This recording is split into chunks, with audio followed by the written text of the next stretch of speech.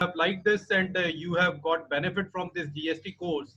I am very much thankful for the appreciations on behalf of Team Jalandhar branch. Thank you very much. Shashi ji, please. Thank you, Chairman sir. CA Aditya Agarwal ji is member of Institute of Chartered Accountants from India. He is faculty from Delhi and he is regularly deliberating on GST and other topics. He has visited our branch also so many times, and we are very lucky that he is between us to guide on today's topic. So I, on the behalf of all the members, request CA Aditya Agarwal ji to kindly start his session. Thank you, Shashi ji. Thank you, Piyush ji. First of all, good afternoon, everyone. Sir, I am blessed कि Jalandhar branch ने मुझे invite किया. They have given me the opportunity to share my experience with all the members of Jalandhar. Few days back, I had a bad throat. तो पीयूष जी ने अश्विनी जिंदल जी ने मुझे call करके बोला कि ऐसे ऐसे सेशन हो रहा है तो आपको लेना है. तो मैं मना नहीं कर सकता सर. जलंधर में मैं जब आया हूँ, I have came to Jalandhar so many times in the past, and जब मैं आया हूँ, मैं हमेशा मैंने एक आई कि I feel like a family whenever I come to Jalandhar. So family को मना नहीं किया जा सकता. And Shashi ji, you are doing a great job again. आप बहुत ही, मैं देखता हूँ, मैंने भी बीच में जब देखा सेशंस को, तो मैंने देखा बहुत ही वंडरफुली सारे वेबिनार को सब लोगों को बांध के रख रहे हैं. And Piyush ji under his chairmanship उन्होंने ये कोर्स को लॉन्च किया in this corona. So it is, I think, great utilisation of time. And so let us start today's topic. And also I want to mention C Ashwini Jindal ji, जो कि इतने energetic हैं कि जब मैं सुबह उठता हूँ तो उनके कम से कम 3-4 व्हाट्सएप आए हुए होते हैं बैंक ऑडिट से रिलेटेड या जो भी ऐसा इशू चल रहा होता है मेंबर्स के लिए. तो मैंने उनको कई बार उनसे बोला भी है कि सर आप ऐसे ही लगे रहिए, आपको देख के बहुत अच्छी एनर्जी मिलती है. तो सो let us start today's topic on reverse charge and advanced ruling under GST. वैसे तो advanced rulings, there are around more than 850 advanced rulings that have been issued till date by the authorities. तो मैंने सोचा कि सारी तो obviously cover नहीं हो सकती, एंड उसमें से भी अगर मैं उसको कन्फाइन करूँ इम्पोर्टेंट रूलिंग्स, तो भी वो अराउंड 50 के करीब आ रही थी. तो I have tried to incorporate advance rulings related to reverse charge in my presentation. और मुझे उसके अलावा जो लगेगा कि जो रूलिंग्स इंपॉर्टेंट है वो भी डिस्कस करेंगे. So Shashi ji, can you please allow me to share my screen? Okay, it's done.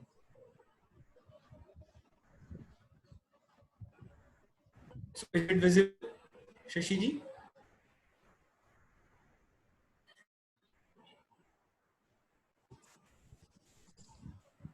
Yes, sir, we can see it. Okay. So these are the basically the contents that we'll be discussing today.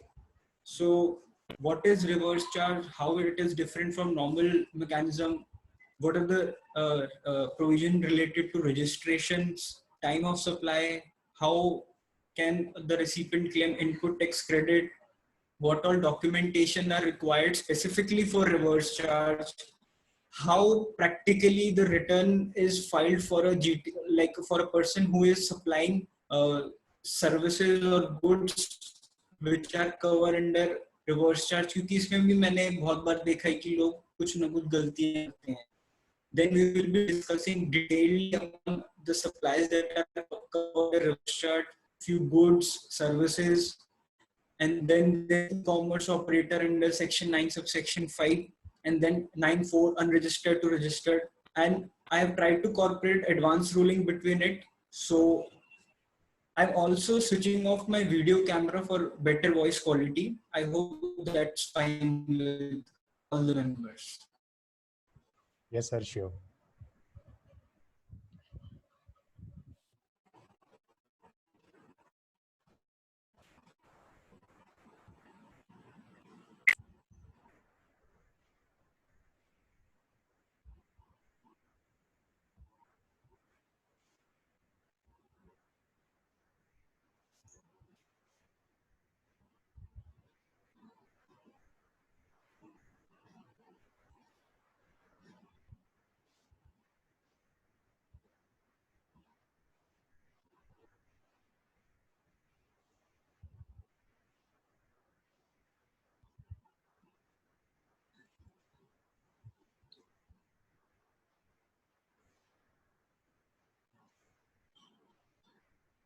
Hello,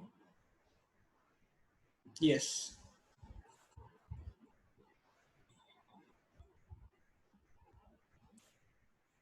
So the first section that we will discuss is the term reverse charge, right? So section 2 subsection 98 of the CGST Act defines reverse charge, which means the liability to pay the tax by the recipient of supply of goods or services, or both, instead the supplier of such goods or services, right? हम सब जानते हैं कि जो normal mechanism होता है उसमें जो सप्लायर अपनी सर्विसेज या गुड सप्लाई करता है टू द रिसिपेंट और वो टैक्स जमा कराता है सरकार को, बट अंडर रिवर्स चार्ज जो रिसिपेंट है that is liable to deposit the tax to the government. So there are basically 3 sections that are notified: section 9 subsection 3, section 9 subsection 4, and section 9 subsection 5, and corresponding section in IGST Act, right? So this is the normal mechanism. We all know that कि जो supplier होता है वो invoice issue करता है, recipient उसको payment करता है टैक्स की, and supplier is liable to deposit that tax to the government. Under reverse charge the recipient of the goods or service is liable to deposit that tax to the government, right?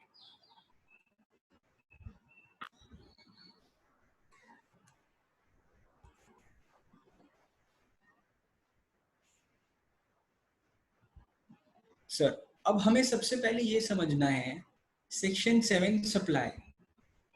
Sir इस section को बड़े ध्यान से हमें समझना होगा आगे की प्रेजेंटेशन को या आगे के प्रोविजंस को समझने के लिए. आप लोगों के मन में एक क्वेश्चन होता होगा कि सेक्शन 24 में लिखा हुआ है कि जो भी इनवर्ट सप्लाईज हम लेते हैं अगर वो रिवर्स चार्ज में कवर्ड है तो आपको रजिस्ट्रेशन लेनी पड़ेगी. The recipient has to take mandatory registration under section 24 without seeing section 22 which has a threshold of 20 lakhs and 40 lakhs respectively.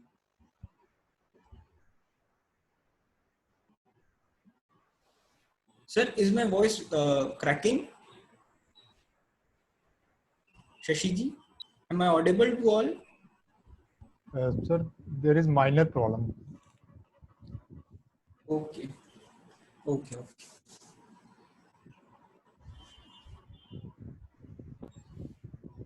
Right, तो अब हमें सेक्शन 7 को समझना है.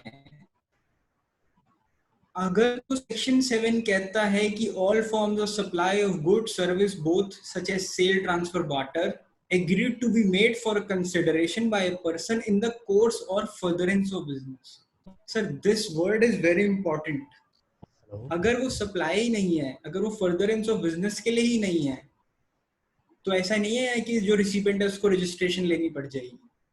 अगर आप इसका सेकंड बी पॉइंट पढ़ेंगे, import of services for consideration whether or not in the course of furtherance of business, तो आप लोगों के मन में सवाल होगा कि if I am in India और मैंने अगर किसी से कोई सर्विसेज ले ली, that is an import of service, and I do not have any business or anything, that is for personal use, तो क्या मुझे रिवर्स चार्ज में रजिस्ट्रेशन लेनी पड़ेगी और टैक्स जमा कराना पड़ेगा?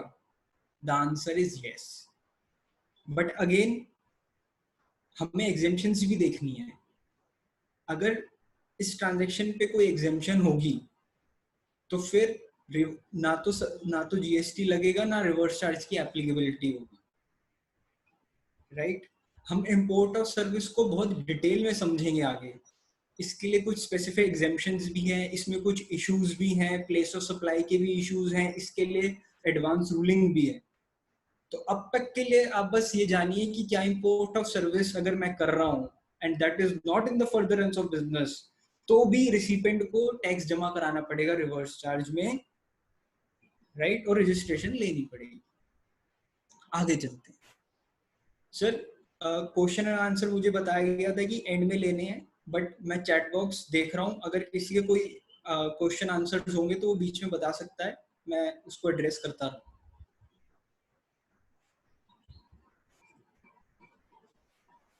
अब सर हम रजिस्ट्रेशंस को थोड़ा समझते हैं। Is it compulsory to register under GST to pay tax under RCM?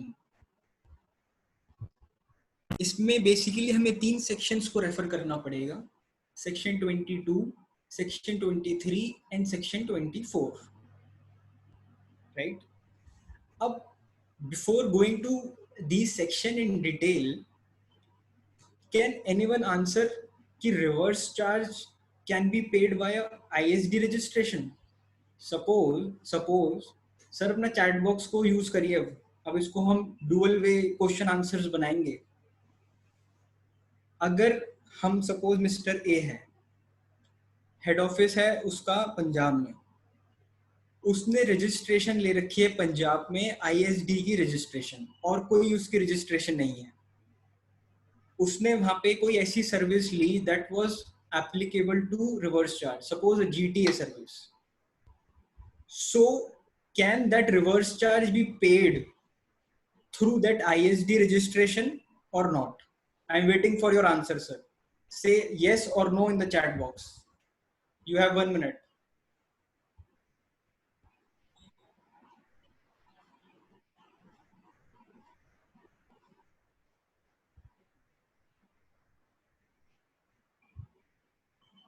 Sir answer नहीं मिल रहे मुझे। yes no yes no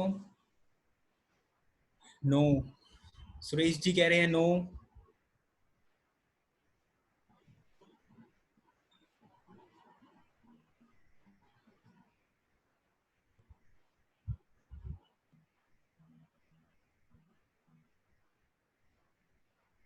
अब जब सिर्फ सुरेश जी का ही नो आया है, बाकी किसी का कोई रिप्लाई नहीं आया है।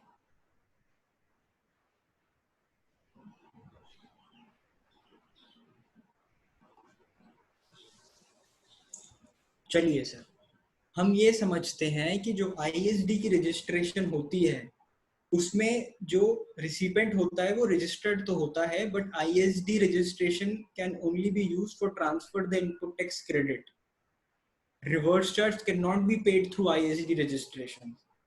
तो अगर किसी की ISD रजिस्ट्रेशन है, अगर पंजाब में ही है हमारे एग्जांपल में, तो उसको नॉर्मल रजिस्ट्रेशन भी लेनी पड़ेगी to pay that reverse charge, right?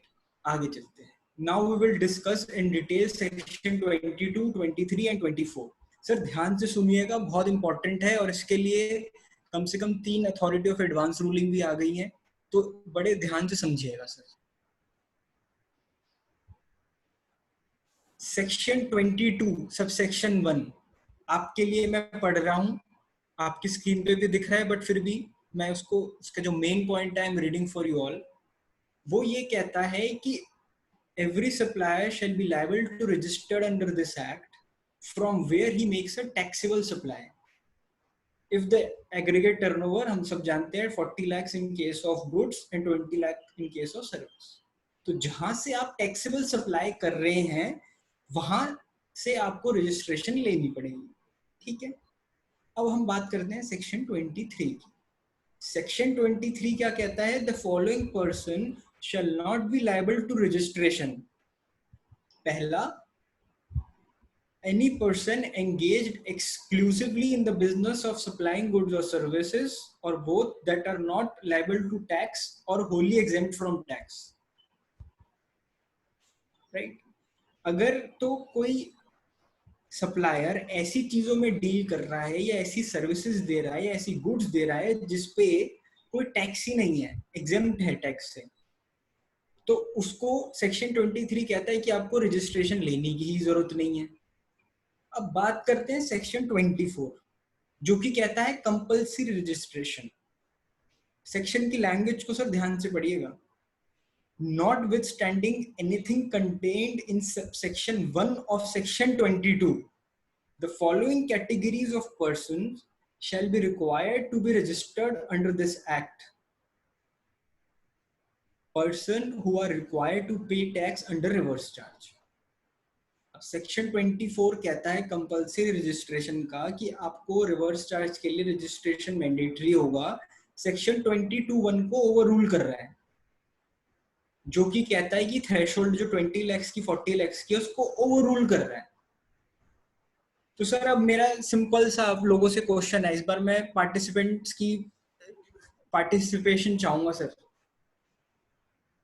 अगर एग्जाम्पल से आपको यस और नो बोलना है, अगर तो एक पर्सन है जो कि एक्सक्लूसिवली डील कर रहा है एग्जेम्प्ट गुड्स में, और उसने कोई सर्विसेज ली है जिसपे रिवर्स चार्ज एप्लीकेबल होता है, याद रखिएगा वो बिजनेस में है और बट डील कर रहा है वो एग्जेम्प्ट सप्लाईज में, और उसने कोई जीटीए की सर्विस ले ली, एडवोकेट की सर्विस ले ली, तो क्या उसको सेक्शन 24 में रजिस्ट्रेशन लेना पड़ेगा?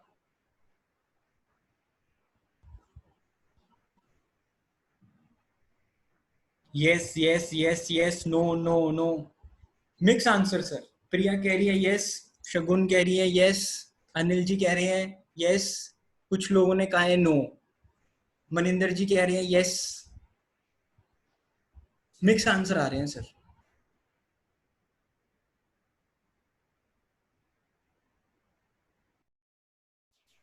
अगर आप सेक्शन 24 को ध्यान से पढ़ेंगे तो वो ओवर रूल कर रहा है सेक्शन 22 को, ना कि सेक्शन 23 को। तो अगर हम तीनों सेक्शन को साथ में पढ़े तो हमें ये कंक्लूजन निकल के आ रही है कि भाई अगर तो वो टोटली एग्जेम्प्ट सप्लाईज में डील कर रहा है तो उसको फिर रजिस्ट्रेशन लेने की जरूरत नहीं है, क्योंकि वो सेक्शन 22 को ओवररूल कर रहा है, 23 को नहीं कर रहा। अब सर आगे देखते हैं, आगे क्या रूलिंग्स आई। सर ये 3 अथॉरिटी ऑफ एडवांस रूलिंग आई वेस्ट बंगाल, महाराष्ट्र और केरला में, जिसमें बेंच ने ये रूल किया, तीनों की सेम जजमेंट आई। The bench ruled that section 22, 23 and 24 have to be read together, and the combined reading of the same that concludes that registration was compulsory. Even though the supplier may be in the field of healthcare services, which is totally exempt, registration would be liable if he is liable for section 93 or 94 that says reverse charge one. तो ये जो supplier health care था वो था Medivision, scan and diagnostic का। तो अगर हम रूलिंग्स को देखें तो उन्होंने कहा कि अगर हम तीनों को साथ में पढ़ते हैं तो आपको, अगर आप टोटली एग्जेम्प्ट में भी डील कर रहे हैं तो भी आपको रजिस्ट्रेशन लेके रिवर्स चार्ज में देना पड़ेगा। टोटली व्यू अलग आ गया।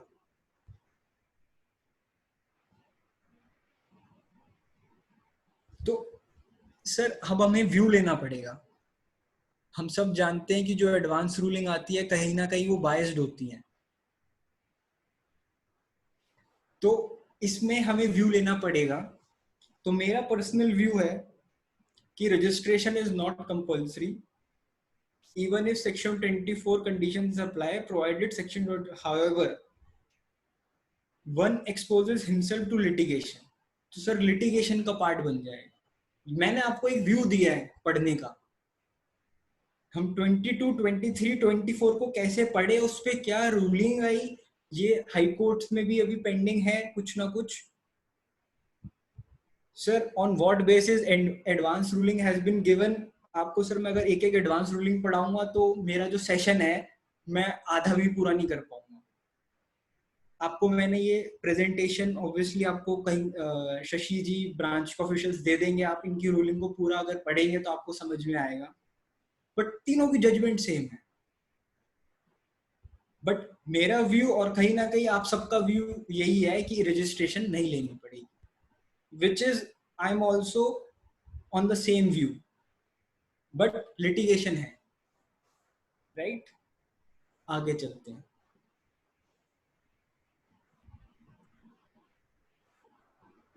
Now comes the time of supply. Sir RCM के लिए आपको रजिस्ट्रेशन लेनी पड़ेगी। अगर आप कह रहे हैं कि how then the RCM shall be paid, Sunil ji, तो सर फिर इस केस में तो यही है कि आपको रजिस्ट्रेशन लेनी पड़ेगी इवन इफ आप एग्जेम्प्ट गुड्स में डील कर रहे हैं, टोटली एग्जेम्प्ट गुड्स में डील कर रहे हैं या सप्लाईज में, तो आपको रजिस्ट्रेशन लेके उसका टैक्स जमा कराना पड़ेगा, और आपको उसका इनपुट भी नहीं मिल पाएगा क्योंकि आपके पास आउटपुट पे कोई सप्लाई नहीं है जिसपे टैक्स है, तो आपके लिए कॉस्ट ही बन जाएगी। Time of supply, sir this is also very important. इसको भी मैंने एक प्रैक्टिकल केस स्टडी से आपको समझाऊंगा, आपको बहुत जल्दी समझ में आएगा। ये मैंने एक क्लाइंट थे, एक स्पेनिश कंपनी थी, उसकी मैंने ऑडिट करी थी। तब मैंने ये जो आपको केस स्टडी मैं आपको बताऊंगा, ये टोटली वही केस स्टडी मैंने कॉपी पेस्ट करी है, ये मुझे प्रैक्टिकली देखने को मिला है, राइट। अगर हम अब time of supply of goods की बात करते हैं सेक्शन 12 सबसेक्शन 3 में, और time of supply of services की बात करते हैं सेक्शन 13 सबसेक्शन 3 में, तो गुड्स भी कुछ नोटिफाइड है सेक्शन 9 सबसेक्शन 3 में, और सर्विसेज हम जानते हैं 9 सबसेक्शन 4 में और कुछ 9 सबसेक्शन 5 में। तो गुड्स का टाइम ऑफ सप्लाई है अर्लीस्ट ऑफ द फॉलोइंग, कि आपको date of receipt of goods और date of payment as entered in the books of accounts of the recipient, या फिर date immediately following 30 days from the date of issue of invoice. ये goods का case हो गया। अब अगर हम सर्विसेज की बात करते हैं तो वो कहता है कि date of payment as entered in the books of accounts of the recipient, or date on which payment is debited in his bank account, whichever is earlier, या फिर date immediately following 60 days from the date of issue of invoice, right? अब sir इसका example देखते हैं। 2 minute आप शांति से इस example, इस केस स्टडी को पढ़िए। उसके बाद आपको चैट बॉक्स में आंसर देना है फर्स्ट केस स्टडी का और सेकंड केस स्टडी का।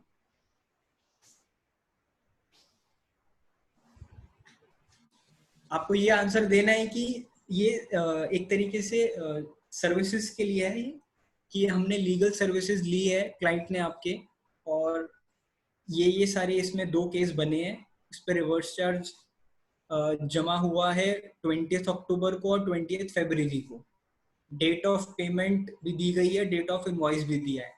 तो सर आपको मेरे को बताना है, जो पहला केस है श्रदुल अमरचंद मंगलदास, इस केस में जो जीएसटी डिपॉजिट हुआ है 20 अक्टूबर को, whether it was with in due time या फिर लेट जमा हुआ है। सुरेश जी कह रहे हैं लेट फर्स्ट केस के लिए।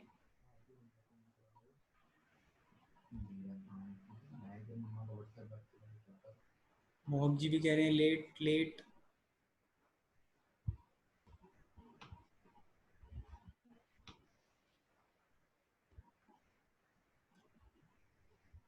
सबका आंसर आ रहा है लेट।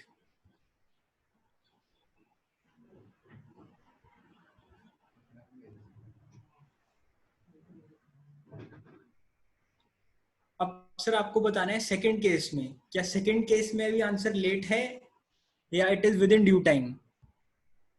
सुरेश जी का रहा है राइट।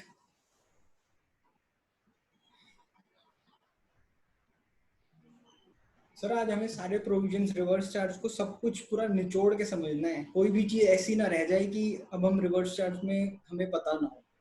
हर एक चीज क्लियर करेंगे आज। सर कुणाल कपूर जी का आंसर आया है in first case it is right. अभी तक कुणाल जी का आंसर इज एब्सोल्युटली राइट, बाकी सबका आंसर गलत था।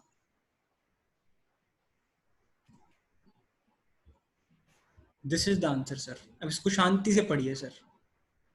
आज सर 3 साल हो गए जीएसटी को आए हुए, so it becomes very important कि ये प्रोविजन को हमें फिर से पढ़ना पड़ेगा।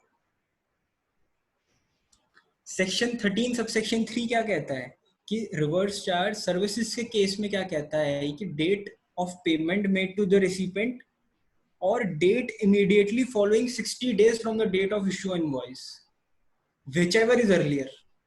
फर्स्ट केस में क्या हो रहा है? फर्स्ट केस में टाइम ऑफ सप्लाई जो प्रोविजन है वो कंप्लाई हो चुका है। फिर से देखिए, इसमें 17 अगस्त को इनवॉइस रेज हुआ, विद इन 1 मंथ उसको पेमेंट हो गई। ठीक है, अगर उसको विद इन 1 मंथ पेमेंट हो गई तो ड्यू डेट, तो उसका टाइम ऑफ सप्लाई क्या हुआ? 10 सितंबर। ए और बी में से व्हिचएवर इज अर्लियर। 10 सितंबर उसका टाइम ऑफ सप्लाई बना और 20 अक्टूबर 3B की डेट होती है, ड्यू डेट सितंबर की, तो डिले तो कुछ हुआ ही नहीं। जबकि सेकंड केस में क्या हो रहा है कि जो पेमेंट हो रही है वो अराउंड 3 मंथ्स बाद हो रही है।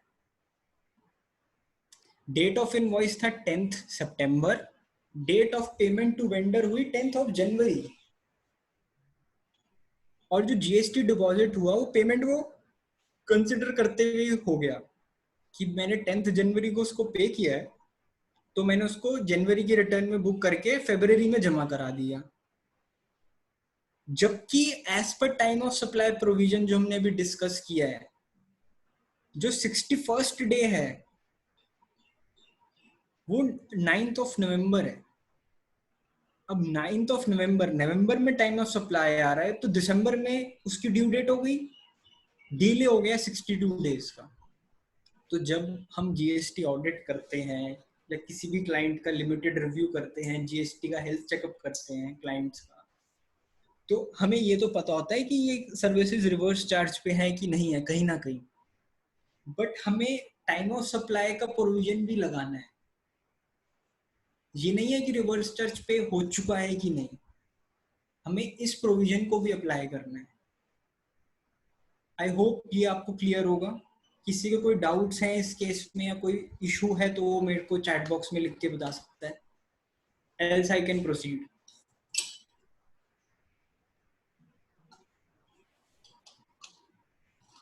I hope I am not going very fast. Right. आगे चलते हैं। Again, a very important provision. Input tax credit and documents under RCM.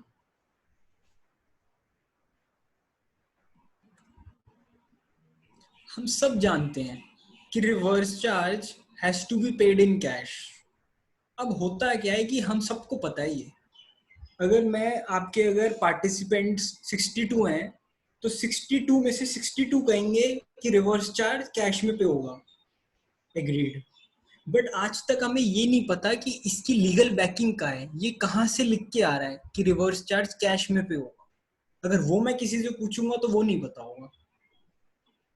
Sir आज हम जो डिस्कशन कर रहे हैं ना, जो भी चीज हमें पता है या हमें नहीं पता, अगर हमें पता है तो वो कहाँ से चीज उसको बैकिंग मिल रही है लीगल, और अगर नहीं पता है तो वो क्या है, आज उस चीज की प्रेजेंटेशन हो रही है। कोई भी हम थ्योरेटिकल बात नहीं करेंगे, बिल्कुल प्रैक्टिकल बात करेंगे। सेक्शन 2 सबसेक्शन 82 आउटपुट टैक्स को डिफाइन करता है, जिसमें वो कहता है कि in relation to a taxable person means a tax chargeable under this act on taxable supply of goods or services but excludes tax payable by him on reverse charge basis। यानी कि output tax को definition में से जो reverse charge का tax है वो उसको एक्सक्लूड कर रहा है।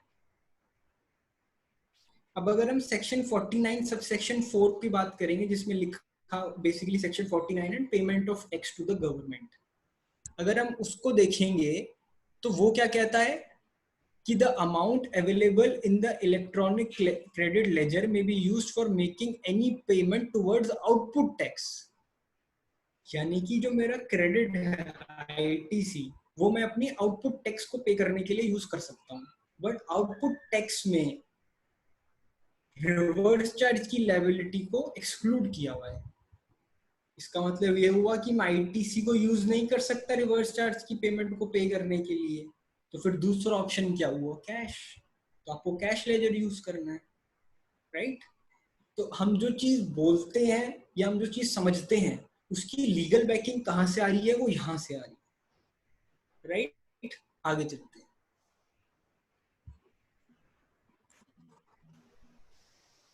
सेक्शन 2 सबसेक्शन 62 डिफाइन करता है इनपुट टैक्स को। अब दूसरा मुद्दा ये आता है कि जो मैंने रिवर्स चार्ज में अभी मैं बात कर रहा हूँ inward supplies liable to reverse charge, यानी कि मैं अगर एक मिस्टर एक्स हूँ, मैंने कोई सर्विसेज ली है और मुझे रिवर्स चार्ज में उसका जीएसटी जमा कराना है, उस केस की तो इनपुट टैक्स में सबसे 9 सबसेक्शन 3 सबसेक्शन 4 सीजीएसटी एक्ट का और section 5 subsection 3 subsection 4 IGST act का वो दिया हुआ है। तो इसका मतलब इनपुट टैक्स आप बिल्कुल ले सकते हो सब्जेक्ट टू फ्यू कंडीशंस जो भी हम डिस्कस करेंगे। तो रिवर्स चार्ज में जो आप पे करेंगे उसका आप आईटीसी ले सकते हैं, राइट।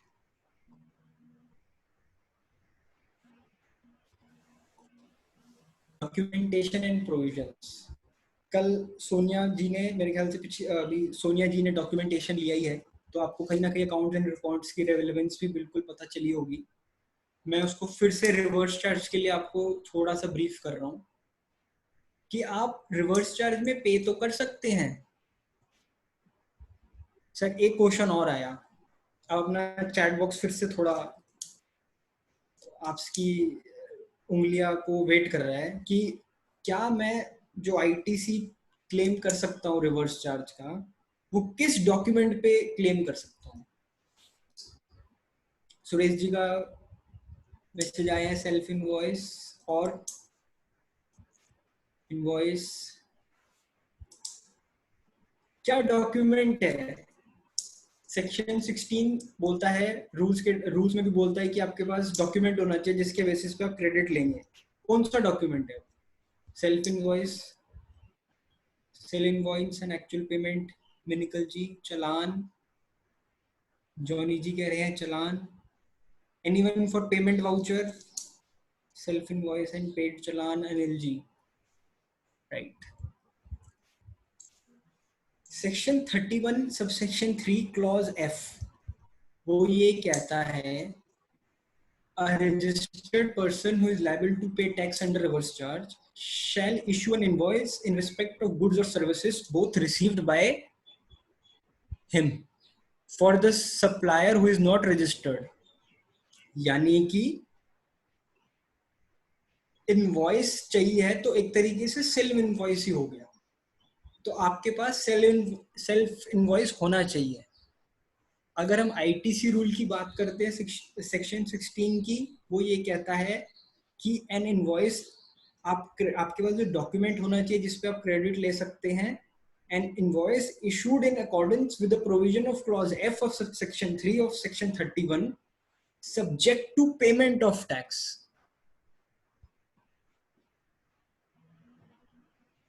निशु जी का करेक्ट आंसर है एकदम। तो payment of tax is very important. आपने सेल्फ इनवॉइस रेस कर लिया, आपने सर्विसेज अवेल कर ली, बट अगर उसकी पेमेंट नहीं करी तो आप क्रेडिट के लिए एलिजिबल नहीं। रूल में आप एक कंसोलिडेटेड इनवॉइस बना सकते हैं at the end of the month. अगर आपने हर दिन अलग अलग सर्विसेज ली है, कभी एडवोकेट की, कभी जीटीए की, कभी स्पॉन्सरशिप की, कभी रेंटिंग ऑफ मोटर व्हीकल की, कभी सिक्योरिटी सर्विसेज की, तो आप एक कंसोलिडेटेड इनवॉइस बना सकते हैं at the end of the month, but आपको बनाना पड़ेगा। और एक जो डॉक्यूमेंट है दैट इज पेमेंट वाउचर। ये पेमेंट वाउचर आपको बेसिकली जब आप पेमेंट कर रहे हैं सप्लायर को, तो वो पेमेंट वाउचर रूल्स में डिफाइंड है कि उसमें क्या क्या होना चाहिए, तो वो वाउचर आपको मेंटेन करना है। बट वो डॉक्यूमेंट आईटीसी के लिए नहीं होता, वो आपको अपने रिकॉर्ड्स पर्पस के लिए बना, राइट। आगे चल रहा हूँ, किसी का कोई भी डाउट है वो चैट बॉक्स में डाल सकता है। Can ITC be availed in the same month in which reverse charge is paid? ये भी बहुत क्वेश्चन आते हैं।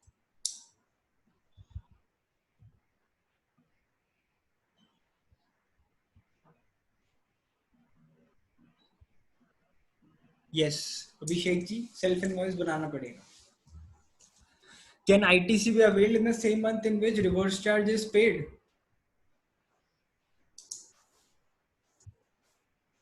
सर अभी हमने ये जाना कि रिवर्स चार्ज के लिए आपके पास डॉक्यूमेंट होना चाहिए सेल्फ इनवॉइसिंग का, प्लस आपको वो पे हो जाना चाहिए, तो वो आईटीसी एलिजिबल बन जाता है। हम सब जानते हैं जब हम रिटर्न भरते हैं 3B की, जब आपने रिटर्न की जीएसटी और 3B भरी, अगर आप जब उसको इनवर्ट सप्लाई लेवल टू रिवर्स चार्ज में टेबल नंबर 3 में उसको डालते हैं, तो जब आप ऑफसेट करते हैं तो आपसे पहले वो कहता है कि वो कैश से पे होगी, टैक्स पे कैश से होगा, उसके बाद ही वो ऑफसेट करने देता है आपको।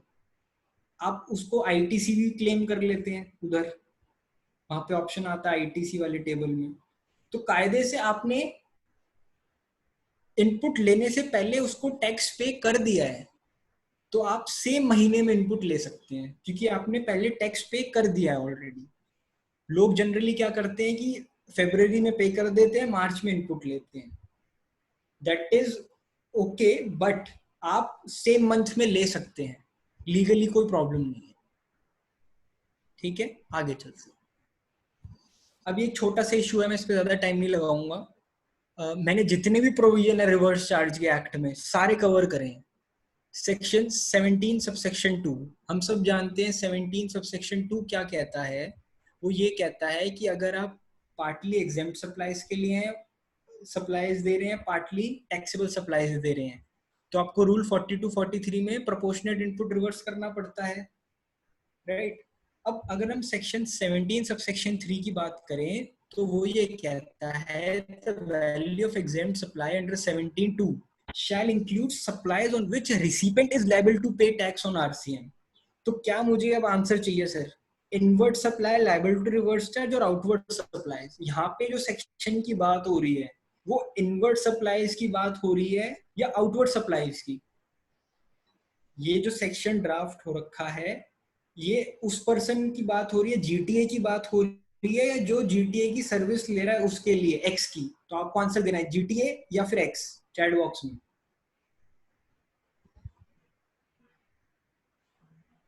आई am waiting sir whether this section applies to GTA जो कि सर्विस प्रोवाइड दे रहा है, या फिर रेसिपेंट जो एक्स है, जो रिवर्स चार्ज में टैक्स जमा कराएगा सरकार को।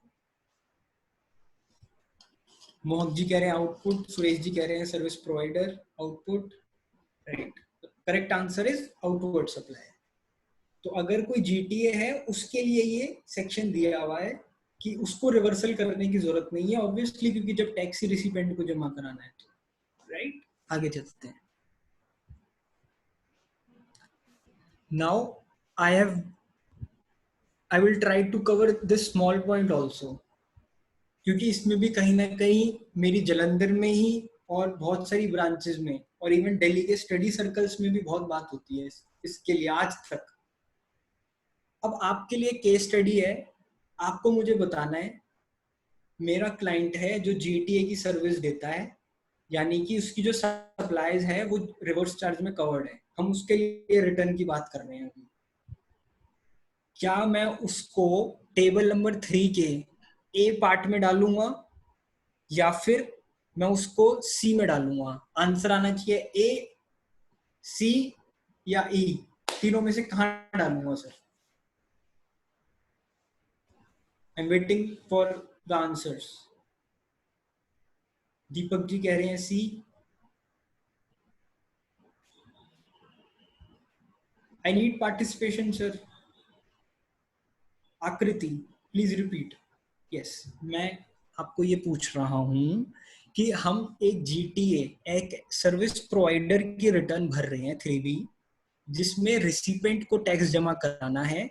तो मैंने 1000 रुपीज की सर्विसेज दी है, मैं उसको ए में डालूंगा या सी में डालूंगा या ई में डालूंगा? जॉनी कह रहे हैं ए, मनिंदर जी कह रहे हैं ए, मनिकल जी कह रहे हैं सी, साहिल कह रहे हैं सी। मिक्स आंसर, ए सी मिक्स हो गया सर।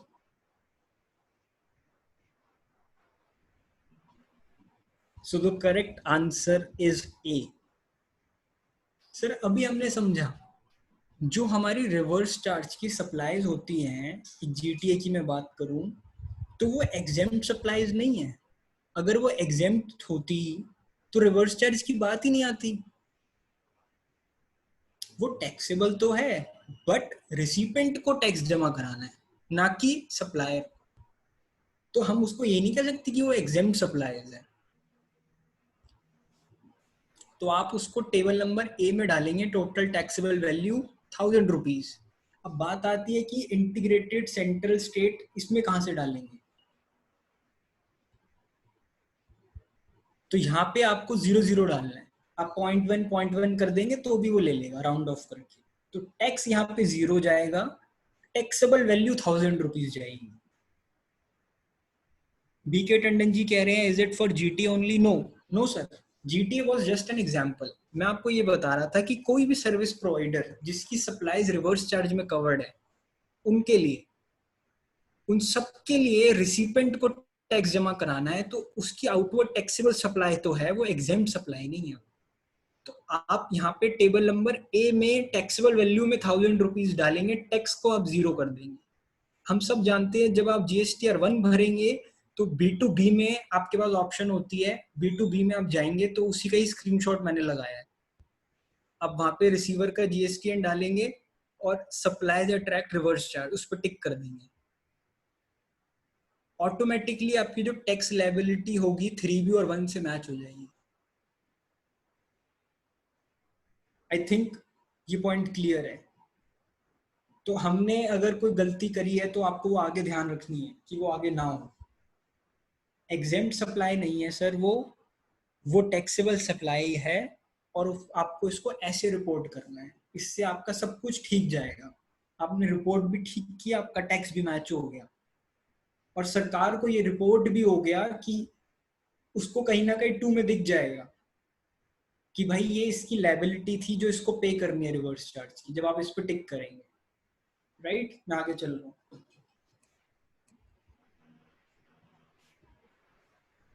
अब सर अब हम स्पेसिफिकली अब हम जो बात कर रहे हैं, अब हम जो बात करेंगे वो स्पेसिफिकली गुड्स की और सर्विसेज की बात कर रहे हैं। Section 17 subsection 3 extend the meaning of exempt supply to include RCM। Suresh ji आपकी बात ठीक है, बट अगर आप एग्जेम्प्ट सप्लाई की डेफिनेशन में जाएंगे तो वो ये चीज को कवर नहीं कर रहा, और अगर आप रिटर्न के प्रोसेस को भी देखेंगे तो भी ये करेक्ट है। नहीं तो फिर B2B में रिवर्स चार्ज पर टिक कराने का ऑप्शन का कोई रेलेवेंस ही नहीं रहता। सेक्शन 9 सबसेक्शन 3 में गुड्स डिफाइंड है। हम सब जानते हैं सर्विस टैक्स के रिजीम में ऐसा कोई प्रोविजन नहीं था।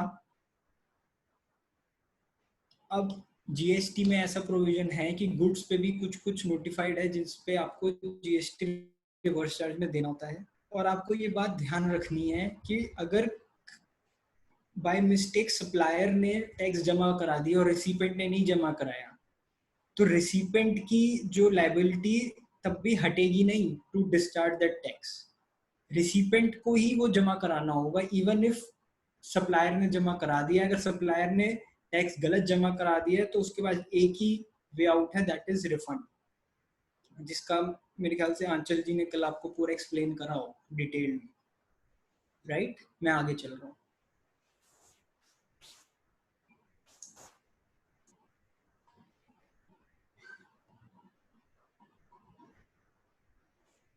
अब हम बेसिकली ये सारी नोटिफिकेशंस हैं विद सर्टेन एग्जेम्पशंस। अब हम पूरा डिस्कशन करेंगे डिटेल में।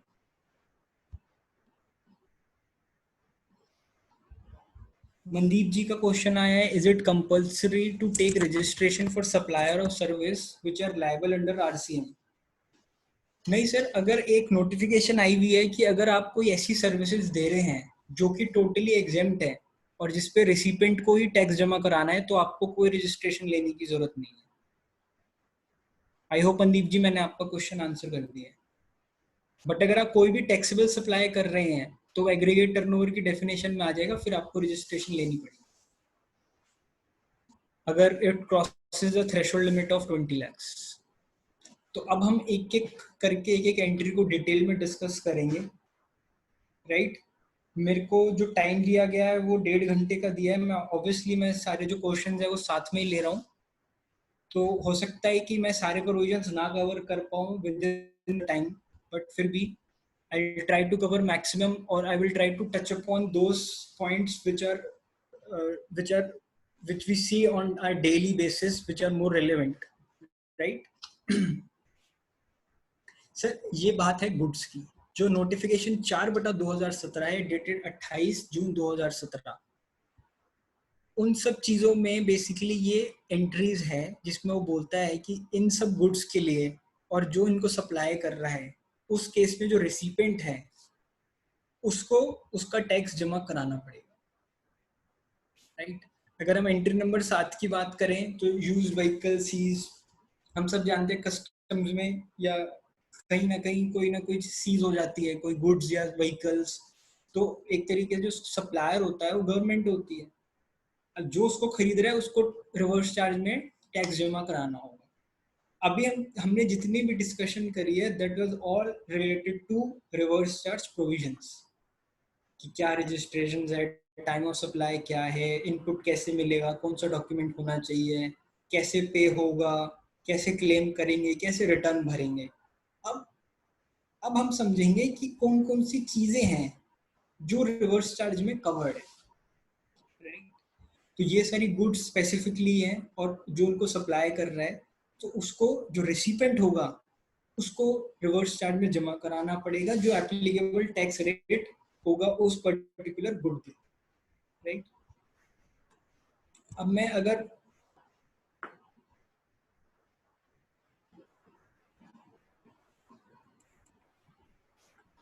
मैं बात कर रहा हूं सर्विसेज की। जो जीटीए है, अब हम जीटीए की बात करेंगे। एंट्री को 2 मिनट के लिए आप पढ़ लीजिए। Description of services, supply of services by GTA goods. और अगर supplier of service is a GTA who has not paid central tax at the rate 6%, हम सब जानते हैं जीटीए की सर्विस या तो 5% पे होती है या 12% पे होती है। और recipient of service factory registered है या कोई भी पर्सन रजिस्टर्ड है जीएसटी एक्ट में। अगर आप ABCDEFG को पढ़ेंगे तो यही कंक्लूजन आएगी कि अगर कोई भी पर्सन रजिस्टर्ड है जीएसटी एक्ट में तो उसको रिवर्स चार्ज में जमा कराना पड़ेगा, राइट। अगर कोई कोऑपरेटिव सोसाइटी है या सोसाइटी अंडर रजिस्टर्ड है, अगर वो रजिस्टर्ड नहीं भी है तो भी फिर उसको रिवर्स चार्ज में जमा कराना पड़ेगा। बट हमें ध्यान रखना पड़ेगा जो हमने सबसे शुरू में समझा है, furtherance of business, that is very important. It should be a supply. अब इसको हम समझते हैं थ्रू वेरियस केस स्टडीज।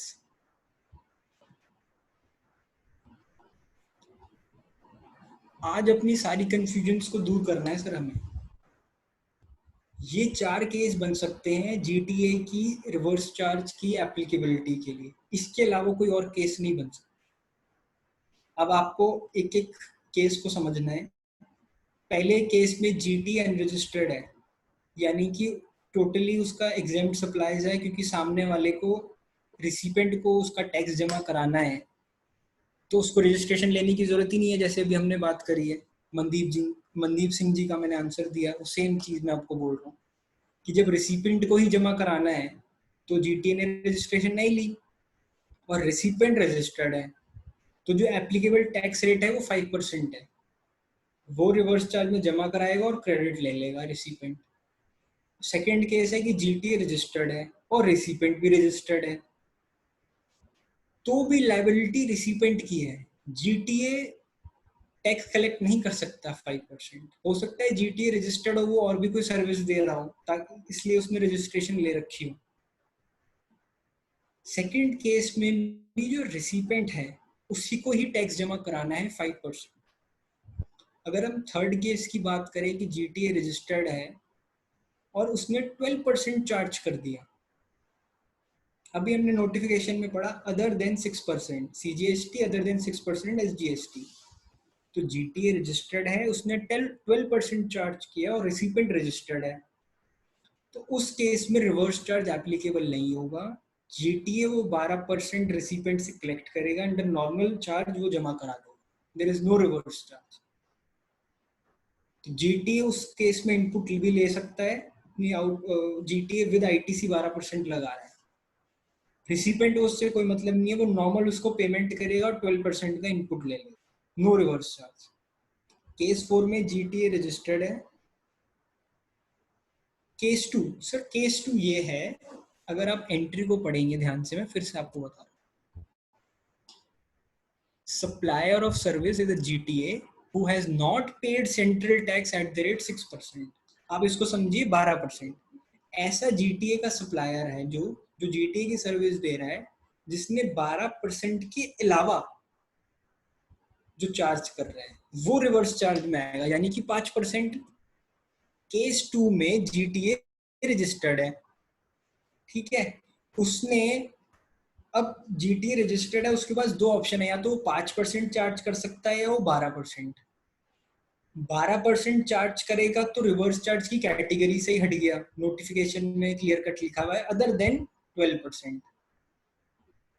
अब 5% पे आते हैं। जीटीए अगर रजिस्टर्ड है, 5% का टैक्स एप्लीकेबल है, लायबिलिटी रिसिपेंट की है डिस्चार्ज करने के लिए। तो GTA, even if GTA is registered, he is not allowed to collect tax from the registered person. The registered person, the recipient, will deposit the tax under reverse charge. GTA cannot collect 5% from the recipient because of the notification I've already, which I am discussing. Reverse charge में covered है, recipient जमा कराएगा।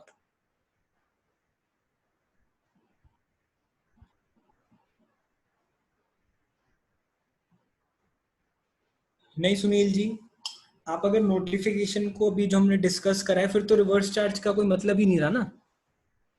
जब recipient की liability सरकार ने कह दिया, सर केस 4 अभी रिपीट करूंगा, केस 2 को एक बार एक्सप्लेन कर लेता हूं। सुनील दत्त जी, अगर नोटिफिकेशन में स्पेसिफिकली लिखा है कि जो रेसिपेंट है वो जमा कराएगा, तो जो जीटी है वो 5% आपसे लेके जमा करा ही नहीं सकता। That is wrong. अगर जीटीए ने गलत टैक्स जमा करा दिया, वो रिफंड लेगा। अभी हमने पॉइंट डिस्कस किया था कि टैक्स अगर जमा हो गया है तो रिसिपेंट की लायबिलिटी उससे हट नहीं जाती है, रिसिपेंट को टैक्स जमा कराना पड़ेगा और क्रेडिट लेना पड़ेगा, राइट। अब केस 4 पे आते हैं दीपक जी। केस 4 है कि जीटीए रजिस्टर्ड है।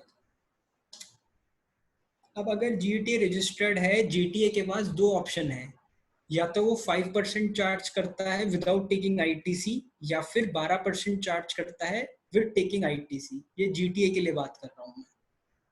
अब अगर अनरजिस्टर्ड रिसिपेंट है तो उस केस में रिवर्स चार्ज एप्लीकेबल नहीं होगा, सब्जेक्ट टू कि वो कोई सोसाइटी या जो भी हमने डिस्कशन करी है। तो नॉर्मल जीटीए फॉरवर्ड चार्ज में टैक्स कलेक्ट करके सरकार को जमा करा देगा। This is normal case 4। इसके अलावा कोई केस नहीं बन सकते जीटीए। आई थिंक मैं आगे चल सकता हूँ। I need your go head. अगर किसी का कोई डाउट है तो प्लीज आप चैट बॉक्स में डाल सकते हैं, else I am moving forward. Thank you Deepak ji.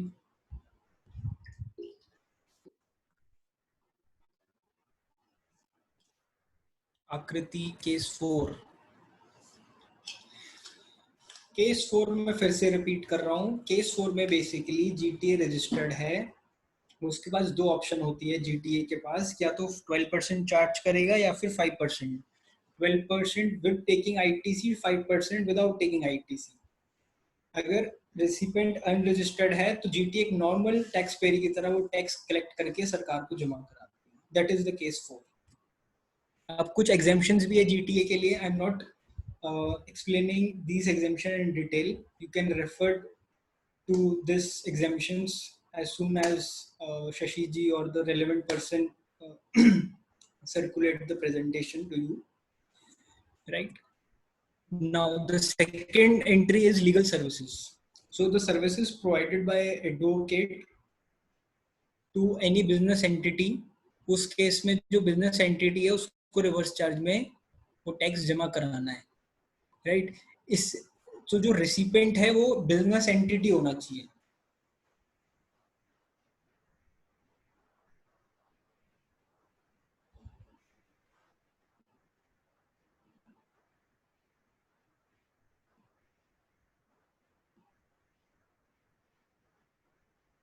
Sir Neeraj ji कह रहे हैं केस 4 में if recipient is unregistered then GTA can charge. Sir अगर जीटीए रजिस्टर्ड ही नहीं है तो फिर तो 5% की बात ही नहीं आएगी ना। अगर वो रजिस्टर्ड है तब बात आएगी। सर अब जीटीए में हम और डिस्कशन अभी बाद में भी कर लेंगे, क्योंकि ऑलरेडी बहुत डिस्कशन हो चुकी है। इससे कोई डाउट होगा तो हम एंड में क्लियर कर लेंगे, और I can share my number, आप उस पर मेरे से बात कर सकते हैं। तो लीगल सर्विसेज में जो रेसिपेंट है वो अगर कोई बिजनेस एंटिटी है तो उस बिजनेस एंटिटी को रिवर्स चार्ज में जमा कराना है @18%।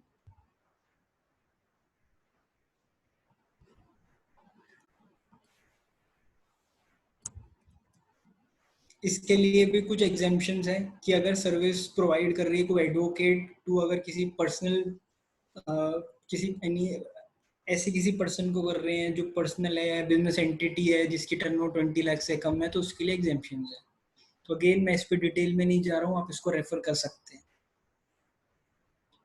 Arbitral services provided by an arbitral tribunal to any business entity, इसके लिए भी there is certain exemptions। इसको भी मैं ज़्यादा डिटेल में कवर नहीं कर रहा हूँ क्योंकि हमारे पास आगे बहुत सारे ऐसे टॉपिक्स हैं जिस पे हमें डिटेल डिस्कशन चाहिए। Sponsorship services, again these services were also covered in service tax regime, जिसमें वो कहता है कि services provided by way of sponsorship service to any body, corporate or partnership, supplier of service can be any person, तो whether he is registered or not, there is no such condition। तो अगर जैसे हम IPL की बात करें तो जो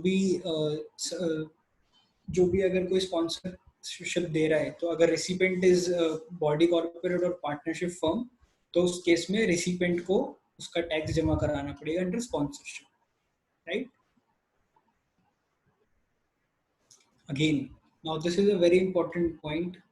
अभी हम सब जानते हैं कि कोरोना में एक सबसे बड़ा भूचाल आया, जो एक अननेसेसरीली का भूचाल था, बहुत ज्यादा हाइप कर दिया गया है इस रूलिंग को।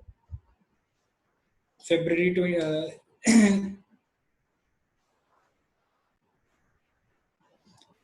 Hospital receiving services from advocate. Sir बिल्कुल, ये तो हमने अथॉरिटी ऑफ एडवांस रूलिंग का जो हमने किया था डिस्कशन रजिस्ट्रेशन के टाइम पे, उस पर तो रूलिंग आई हुई है। वही सर, वही सेक्शन को याद करिए, सेक्शन 22, 23, 24। रूलिंग के हिसाब से आपको रजिस्ट्रेशन हॉस्पिटल में फिर आपको रजिस्ट्रेशन लेनी पड़ेगी, रिवर्स चार्ज में जमा कराना पड़ेगा।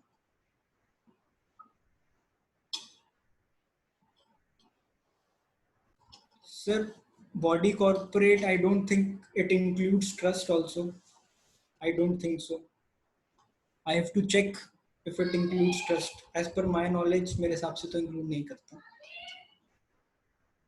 अब सर हम डायरेक्टर सर्विसेज बाय डायरेक्टर्स, हम सब जानते हैं कि सर्विस टैक्स की रिजीम में भी ये था, सेम चीज जीएसटी में भी आया। इस पे थोड़ा सा टाइम मैं ज्यादा लगाऊंगा क्योंकि ये हम सबके क्लाइंट्स पे भी या हम सबके डेली रूटीन में ये आता ही आता है। Services supplied by a director of a company or a body corporate to the said company or the body corporate located in the taxable territory. Supplier of service is the director, recipient is the company. अब हमें इस entry को समझने के लिए बहुत सारी चीजें समझनी पड़ेगी। इस एंट्री का जो इंस्टिंक्ट है वो ये है कि भाई अगर कोई हम डायरेक्टर से सर्विसेज ले रही है company, other than employer employee relationship, यानी कि कोई independent director, nominee director, basically ऐसा डायरेक्टर जो एक होल टाइम डायरेक्टर नहीं है। हम सब जानते हैं शेड्यूल 3 में लिखा हुआ है एम्प्लॉयर एम्प्लॉय, अगर एम्प्लॉय को एम्प्लॉयर को सर्विसेज दे रहा है तो उस केस में वो ना तो वो सप्लाई ही नहीं है। तो अगर शेड्यूल 3 एप्लीकेबल हो गया तो जीएसटी की तो बात ही नहीं आई, वो सप्लाई ही नहीं है। तो Clay Craft India private limited, authority of advance ruling of Rajasthan, जो हम सब जानते हैं कि अभी इसी रूलिंग को हाइप क्रिएट किया गया। और एक और ऐसी थी एल्कॉन कंसल्टिंग इंजीनियर्स। इन दोनों रूलिंग में यही कहा गया कि भाई जो भी डायरेक्टर्स हैं अगर कोई सर्विसेज दे रहे हैं तो वो रिवर्स चार्ज में कवर्ड होगी। इवन केस ऑफ क्लेक्राफ्ट में जो डायरेक्टर्स थे वो होल टाइम डायरेक्टर्स थे, उनका पीएफ कटता था, टीडीएस कटता था under the head of salaries. वो अपनी इनकम टैक्स रिटर्न में डायरेक्टर्स भी सैलरी ही दिखाते थे, पीएफ कटता था उनका, टीडीएस कटता था, प्रॉपर्ली उसको डिपॉजिट करा रहे थे एज ए कैटेगरी ऑफ पूरा अपने बिजनेस को, डिफरेंट वर्टिकल्स को संभाल रहे थे डायरेक्टर्स। तो so they were basically employees of the company. तो उस हिसाब से वो शेड्यूल 3 में कवर हो रहे थे। बट जो रूलिंग आई वो टोटली इन सब फैक्ट्स को नेग्लेक्ट करते हुए आई, और जिसमें ये हेल्ड किया कि director is not the employee of the company and the consideration paid to the director is covered under RCM. कहीं ना कहीं ये रूलिंग बिल्कुल मेरे को, मेरे पर्सनल व्यू में भी और कहीं ना कहीं आपको भी ये बिल्कुल बायस लगेगी, क्योंकि ये पहले ही ऑलरेडी केसेस सेटल्ड हैं। इसके लिए आरओसी के भी बहुत सारे सर्कुलर आए हुए हैं कि डायरेक्टर कौन है, नॉन एग्जीक्यूटिव डायरेक्टर कौन है। तो कहीं ना कहीं इट इज क्लियर कि अगर तो कोई डायरेक्टर है जो इंडिपेंडेंट डायरेक्टर है या जो डे टू डे एक्टिविटीज नहीं देखता, which is not under employment, उनकी जो सर्विसेज होगी या जो कोई सिटिंग फीस होगी या, तो उन केस पे रिवर्स चार्ज एप्लीकेबल होगा। एम्प्लॉयर एम्प्लॉई रिलेशनशिप देखना बड़ा जरूरी है। I think that is clear. Any question? We can proceed.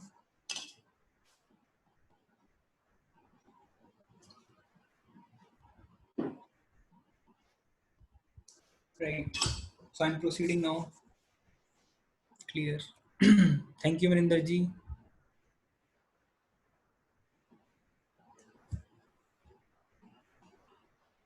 Now this is basically the insurance agent services to the to basically your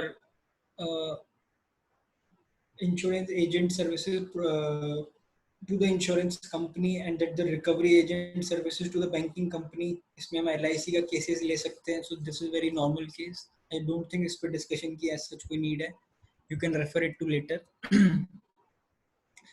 Now this is a very important entry again. हम सब जानते हैं अभी हमें 18-19 की audit करनी है sir. हम सब कोरोना में भूल के बैठ गए हैं सारी चीजें.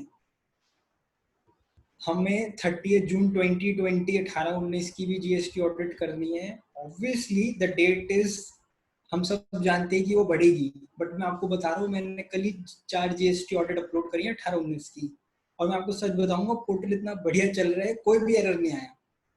तो 18-19 की यूटिलिटी पूरी तरीके से अवेलेबल है. आप उसको जीएसटी ऑडिट आज भी चाहें तो अपलोड कर सकते हैं. तो आपको ये पॉइंट अपनी जीएसटी ऑडिट में भी देखना है, बिकॉज ये जो नोटिफिकेशन आई थी, जो नोटिफाई हो गया, दैट वाज एप्लीकेबल फ्रॉम 1 जनवरी 2019. तो जो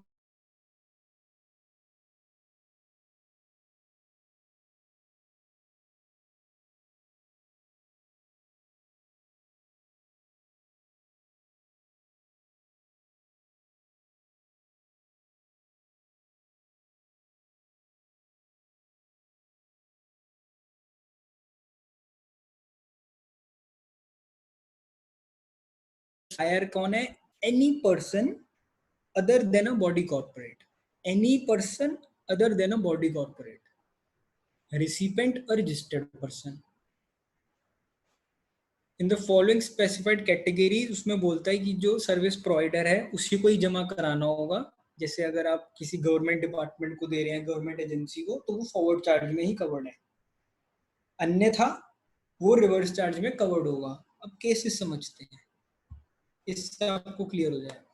2 मिनट शांति से इसको देखिए, फिर मैं एक एक केस को डिस्कस करूंगा डिटेल में.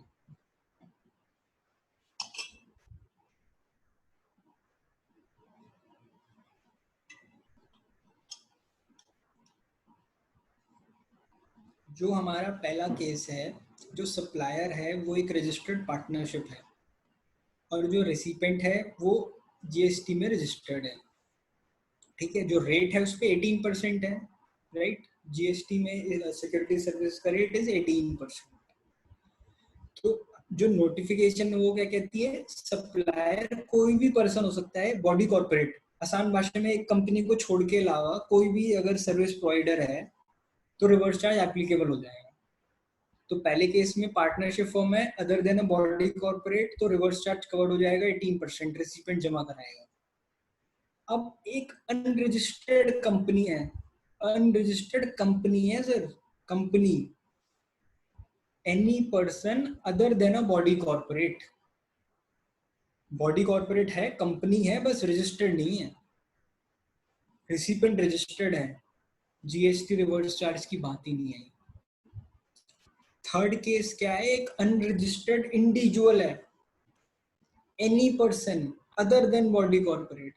एक इंडिविजुअल है other than a body corporate, unregistered है, रिसिपेंट रजिस्टर्ड है, 18% आरसीएम एप्लीकेबल होगा।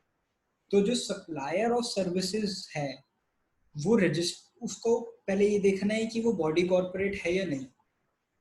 अगर तो वो बॉडी कॉर्पोरेट नहीं है तो फिर कोई उसकी रेलेवेंस नहीं है कि वो रजिस्टर्ड है या वो अनरजिस्टर्ड है। Sir if recipient is unregistered तब तो जीएसटी रिवर्स चार्ज की बात ही नहीं आई ना। एंट्री कहती है रेसिपेंट रजिस्टर्ड पर्सन होना चाहिए। I think Neeraj ji it is clear. Any doubt we can discuss. I think this is clear. There is nowhere mentioned in the notification that the supplier should be registered. Therefore, it is likely to assume that the focus of notification is that recipient should be registered and supplier can be registered or not in case of unregistered individual other than a body corporate.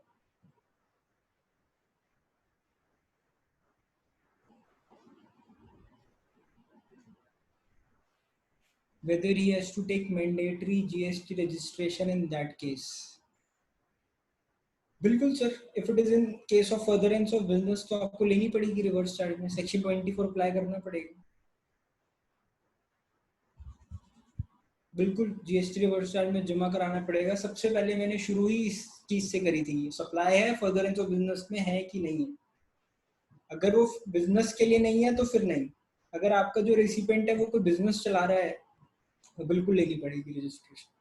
Import of service को हम आने वाले time पे बहुत detail में discuss करेंगे, उसको एक बार को आप भूल जाइए। आई think I am clear. Thank you. Ocean freight.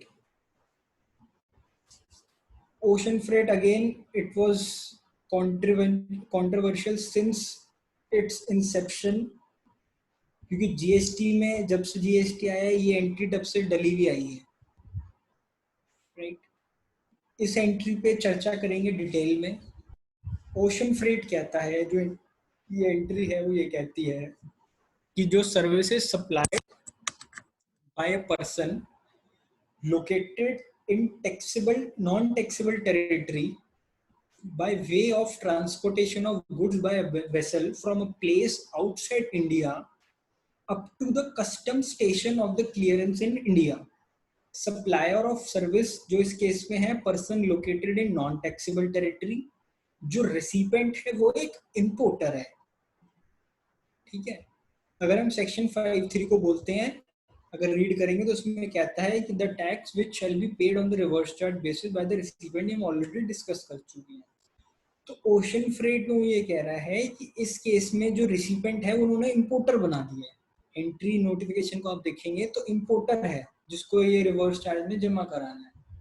तो डिस्क्रिप्शन क्या है, सर्विस सप्लाइड बाय पर्सन जो कि नॉन टैक्सेबल टेरिटरी में है और ट्रांसपोर्टेशन ऑफ गुड्स करा रहा है vessel outside India to custom clearance till India.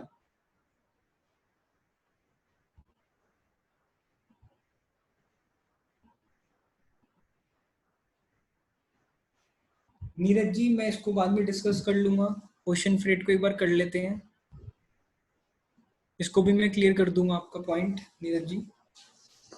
तो जो ओशन फ्रेट है इसमें बेसिकली हमने अब इसको समझते हैं, जो रिसिपेंट होता है वो पर्सन होता है, अगर आप डेफिनेशन को पढ़ेंगे, a person who is liable to pay that consideration. But अगर आप नोटिफिकेशन को देखेंगे जिसमें उन्होंने लिखा है कि जो रिवर्स चार्ज जिसको जमा कराना है वो उन्होंने लिख दिया है इंपोर्टर। अब हम पूरा पहले हम ये समझते हैं कि एग्जाम्पल के थ्रू कि ये केस है क्या, इंपोर्ट कैसे होता है।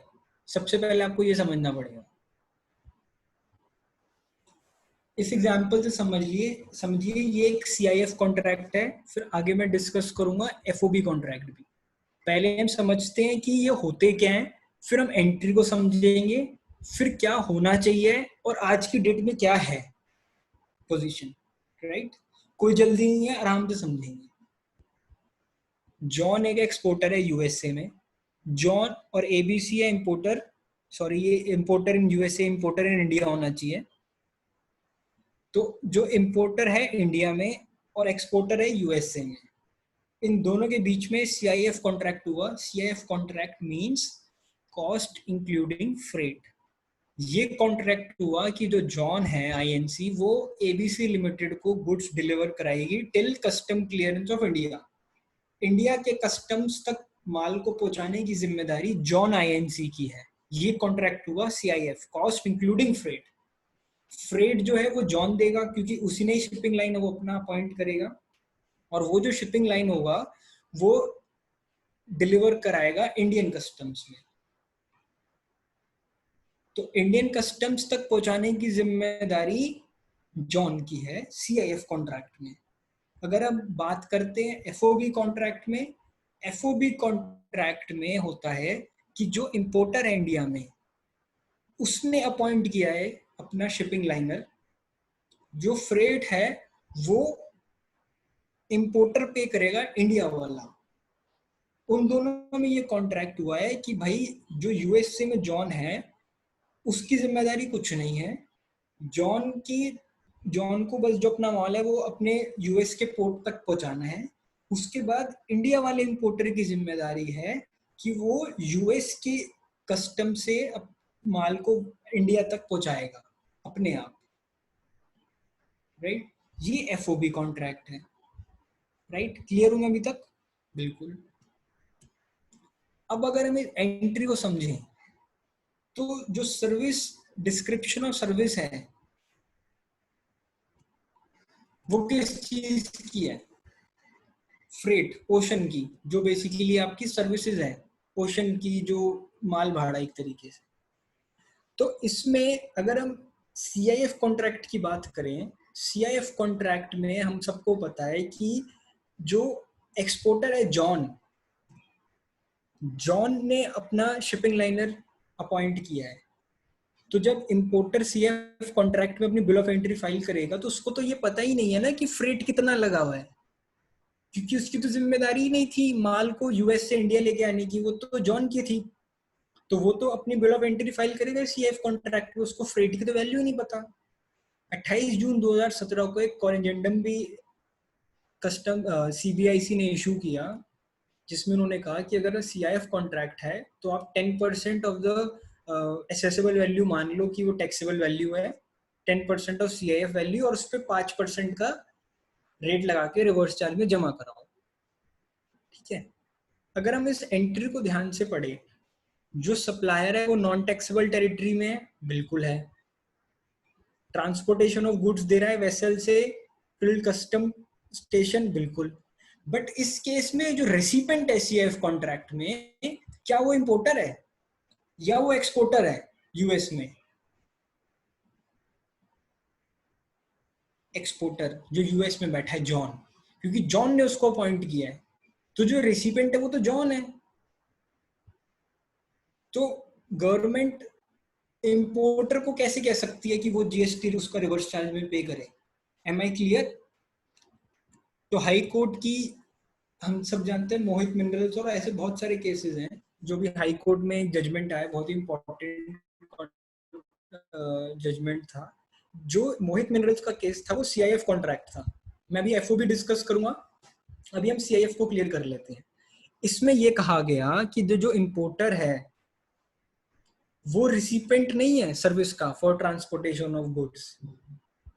In view of the aforesaid discussion, we have reached to the conclusion that no tax is leviable under the IGST Act on ocean freight for the services provided by a person located in non-taxable territory by way of transportation of goods, and the levy of collection of tax of such ocean freight under the impunged notification is not permissible in law.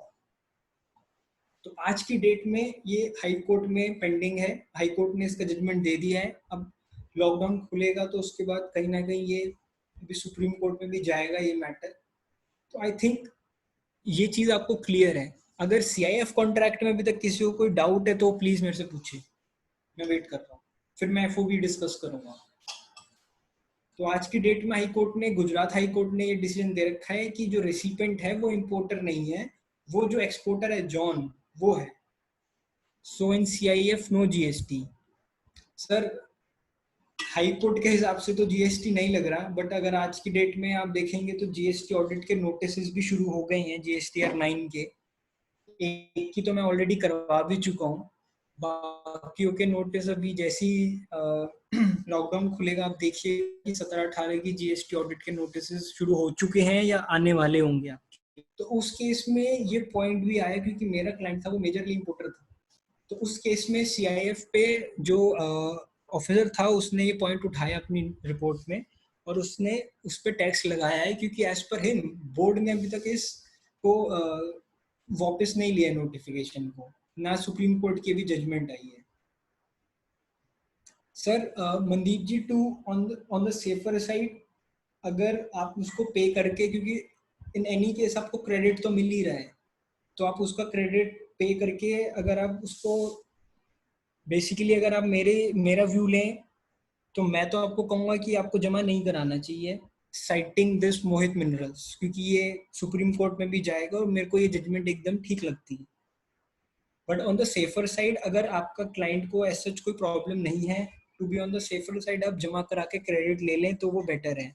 But उसमें होता क्या है कि जो liability आती है वो cash में डिस्चार्ज करनी पड़ती है, पहली कैपिटल फ्लो हिलती है उससे।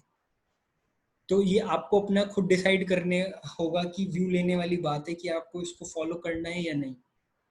मेरे कुछ क्लाइंट्स फॉलो कर रहे हैं, कुछ क्लाइंट्स फॉलो नहीं कर रहे हैं। So as a consultant, as a practitioner, it is your duty to guide the client, to tell him about the provision and the high court judgement, tell him कि ये चीज है और ये करना चाहिए। क्योंकि सबसे बाद में क्या होगा कि क्लाइंट आपको ही बोलेगा कि यार आपने नहीं बताया, वो ये नहीं देखेगा कि क्या सही है क्या गलत है। तो इट इज बेटर कि आप उनको बता दें, और अगर वो आप पे छोड़ते हैं तो ऑन द सेफर साइड आप पे करके क्रेडिट ले लें। यस, अब बात करते हैं एफओबी कॉन्ट्रैक्ट की। एफओबी कॉन्ट्रैक्ट में जो इंपोर्टर था, इंपोर्टर ने ही अपना शिपिंग लाइनर अपॉइंट किया था to collect the goods from USA to custom clearance of India. तो उस केस में ये नोटिफिकेशन लगती ही नहीं है, क्योंकि जो सर्विस सप्लाइड बाय पर्सन वो तो इंडिया में है, नॉन टैक्सेबल टेरिटरी में तो है नहीं, राइट। तो मेरे हिसाब से एफओबी कॉन्ट्रैक्ट में तो जो आपका जो सीएचए होता है या जो शिपिंग लाइनर होता है वही आपको बिल रेस करता है। तो आप देखेंगे उसमें कहीं ना कहीं वो ओशन फ्रेट में 5% टैक्स ऑलरेडी लगा के देता है आप अगर उसके बिल को ध्यान से देखेंगे तो उस केस में रिवर्स चार्ज की मेरे हिसाब से कोई एप्लीकेबिलिटी नहीं आती। आई थिंक दैट इज क्लियर। कोई डाउट है अभी तक ओशन फ्रेट में तो आप मेरे से पूछ सकते हैं, as I am proceeding.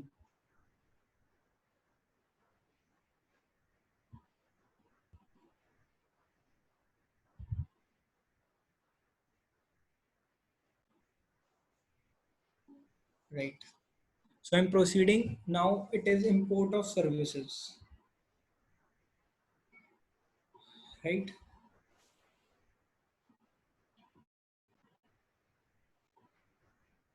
BK Tandon Saab, if ocean freight is paid in USD by Indian importer, so the contract is FOB or CIF, sir?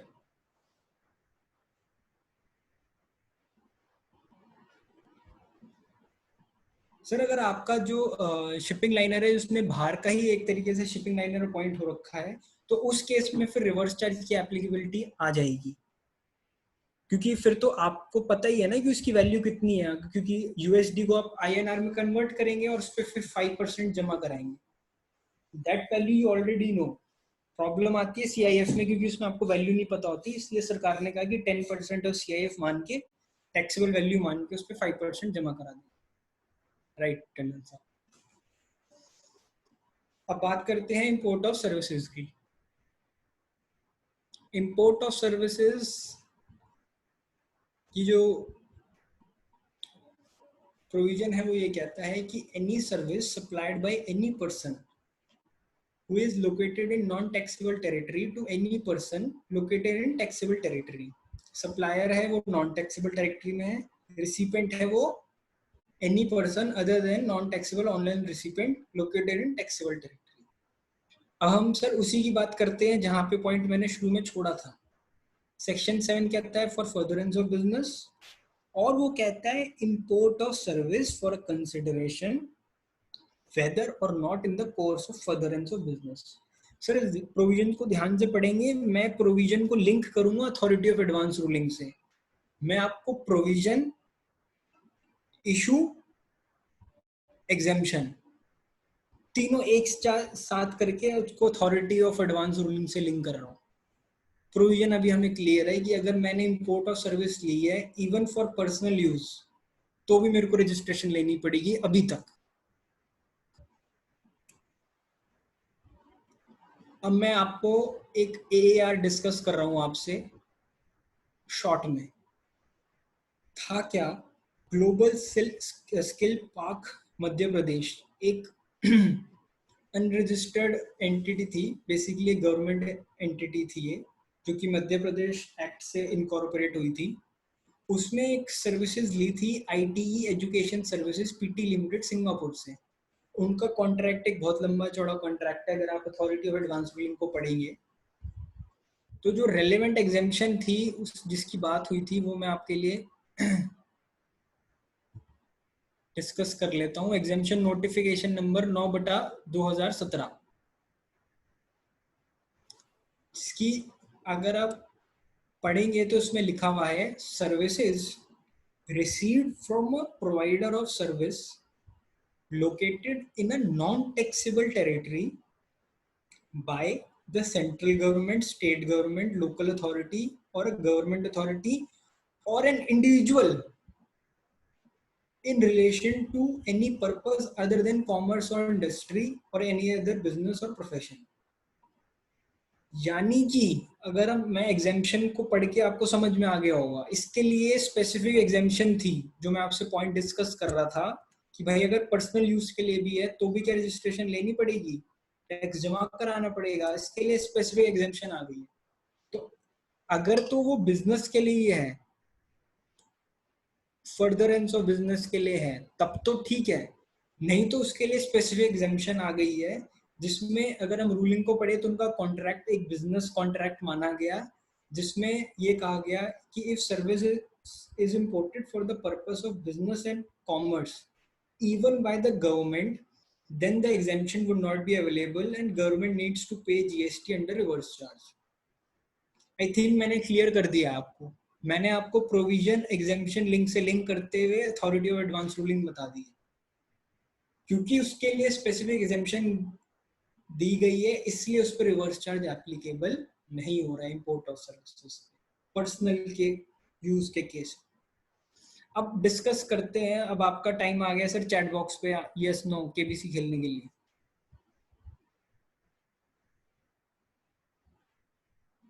Definition of import of services. Import of service हम सब जानते हैं, IGST act में defined है। वो कहता है import of service is a service which satisfies 3 conditions, that is supplier is outside India, recipient is in India, so rate of tax is 18%। Pradeep ji, rate is 18%,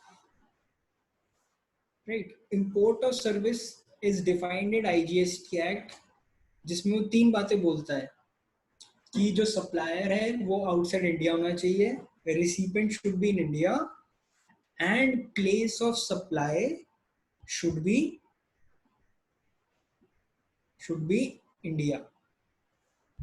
तो अगर मैं import of service की आपको बोलूं, the place of supply in India, recipient is located in India and supplier of service is located outside India. अब आपके लिए question है सर, अगर हम इस एंट्री को पढ़ें सीधा सीधा, अगर हम इस एंट्री को सीधा सीधा पढ़ें तो उसमें क्या निकल के आ रहा है कि भाई service supplied by taxable person outside India. बिल्कुल।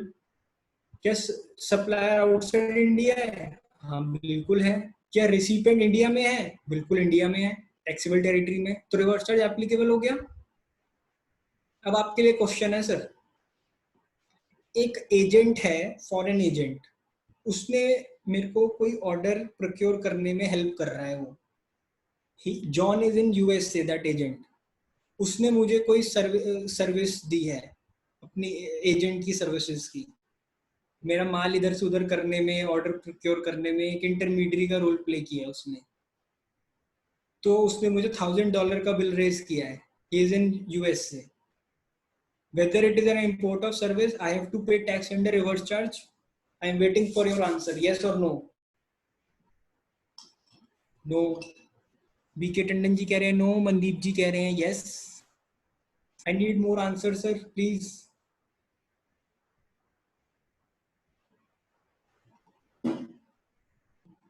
गौरव जी कह रहे हैं no. रोशनी जी कह रही हैं yes. More answers, sir, please. Pradeep ji कह रहे हैं yes. No, yes, no. Anil ji no. Sahil ji yes. Mixed answers again. So I have discussed the provisions along with the issue. अगर हम इस नोटिफिकेशन को देखें रिवर्स चार्ज की, तो उससे इसका आंसर निकलता है yes, reverse charge is applicable. But अगर मैं इंपोर्ट ऑफ सर्विस की डेफिनेशन में जाऊंगा तो प्लेस ऑफ सप्लाई देखना जरूरी है।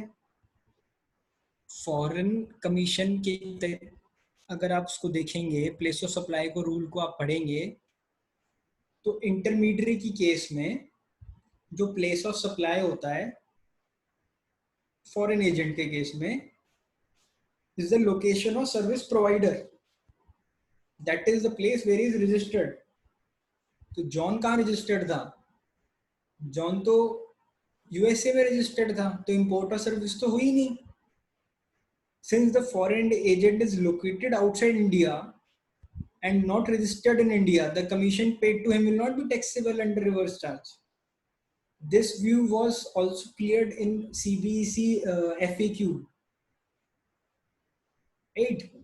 तो उस नोटिफिकेशन में और इसको पढ़ना simultaneously is very important. Place of supply becomes very important. अगर आपका कोई क्लाइंट पूछे कि भाई मैंने कोई सर्विस ली है, मैं बाहर पेमेंट कर रहा हूँ, तो आपको पूरा प्लेस ऑफ सप्लाई नेचर देखना पड़ेगा। आप आउटराइटली नहीं बोल सकते कि डॉलर्स में पेमेंट जा रही है, बंदा बाहर का है, I am paying you in dollars, भाई तो इंपोर्ट ऑफ सर्विस हो गया, रिवर्स चार्ज दो इस पे।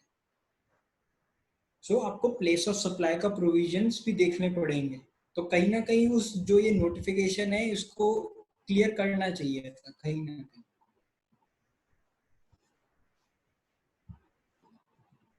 आई think I am clear. Can I move forward? इसमें किसी को कोई डाउट है तो please, else I am moving forward.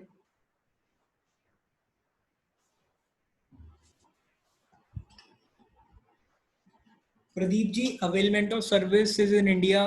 Sir place of supply को देखना पड़ेगा। प्लेस ऑफ सप्लाई के रूल्स को आप पढ़ेंगे तो आपको क्लियर हो जाएगा sir.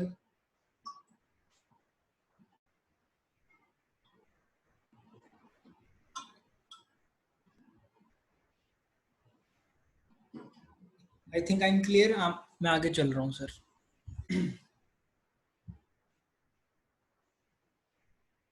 Again, service of renting of motor vehicle. This is again a important line item to be discussed. इसको 31 दिसंबर 2019 से एप्लीकेबल हुआ, so you can say 1 जनवरी 2020 से ये हमारे लिए एप्लीकेबल है। तो हमें इसको ध्यान से समझना पड़ेगा।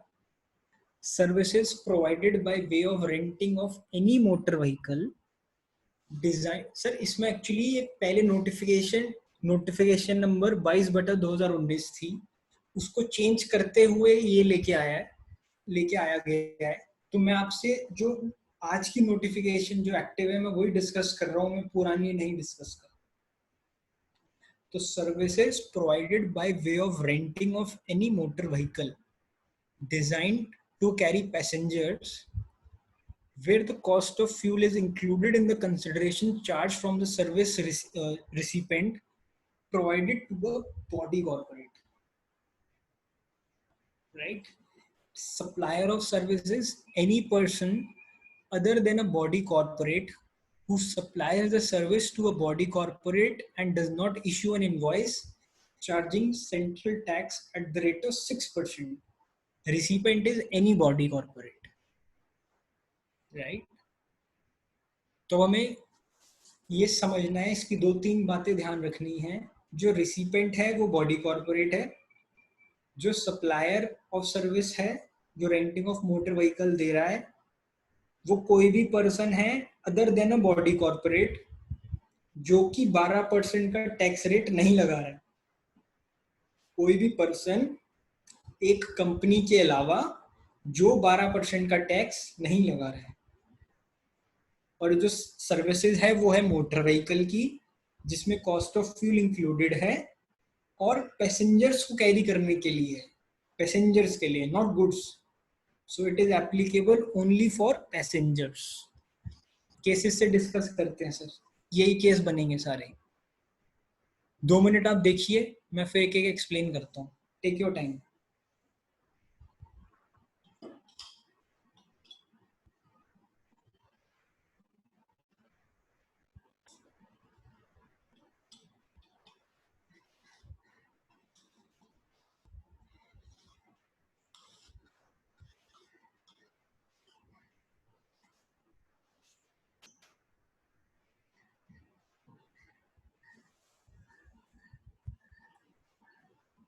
सर पहला केस क्या है हमारे पास? जो सप्लायर है is any registered person other than a body corporate. Recipient body corporate है. Applicability of RCM in case 12% वो चार्ज नहीं कर रहा तो एप्लीकेबिलिटी आ जाएगी 5% रिवर्स चार्ज में बॉडी कॉर्पोरेट को जमा कराना है. अगर बॉडी कॉर्पोरेट सेकंड केस में वो नहीं है, recipient any person other than a body corporate, applicability है ही नहीं, वो 5% जमा कराएगा लिमिटेड आईटीसी या 12% विद फुल आईटीसी, राइट. अब थर्ड केस में बॉडी कॉर्पोरेट है, रिसिपेंट भी बॉडी कॉर्पोरेट है, नॉट एप्लीकेबल क्योंकि हमने देखा था जो सप्लायर है it should be any person other than a body corporate. तो मैं सीधा अगर आपसे बात करूं केस नंबर 5 की, जो केस नंबर 5 है वो कह रहा है कि any unregistered person, recipient is a body corporate, GST will be applicable. क्योंकि उसने अगेन वहां पे अगर आप नोटिफिकेशन को पढ़ेंगे तो उसमें लिखा हुआ है any person other than a body corporate. Registered है या नहीं है वो नहीं दिया हुआ है. तो अगर कोई अनरजिस्टर्ड पर्सन भी है, बॉडी कॉर्पोरेट अगर वो नहीं है तो एप्लीकेबल हो जाएगा.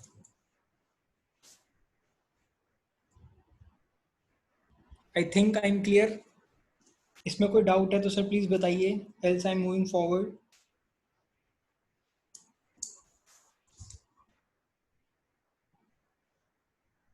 थैंक यू टंडन साहब. Now these are few government services जिसमें वो कहता है कि अगेन इसके लिए बहुत सारी एग्जेम्पशंस भी है. So I am not discussing these in detail. तो जो जो गवर्नमेंट की सर्विस है उन्होंने एक्सक्लूड कर दिया. Renting of immovable property, recipient कोई भी बिजनेस एंटिटी है तो इसको आप देख सकते हैं. इसके लिए कुछ एग्जेम्पशंस भी हैं.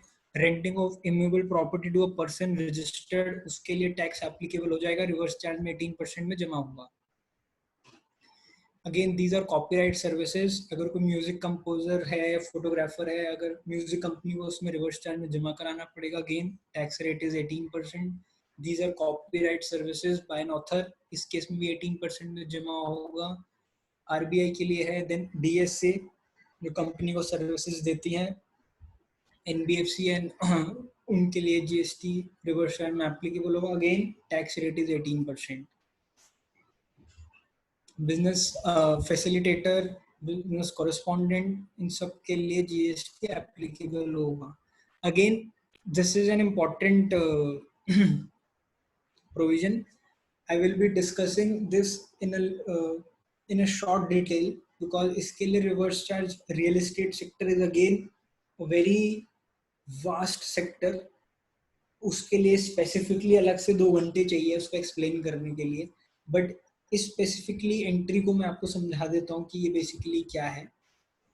So basically services supplied by any person by way of transfer of development rights or floor space index for construction of a project by promoter, supplier, any person, recipient, promoter.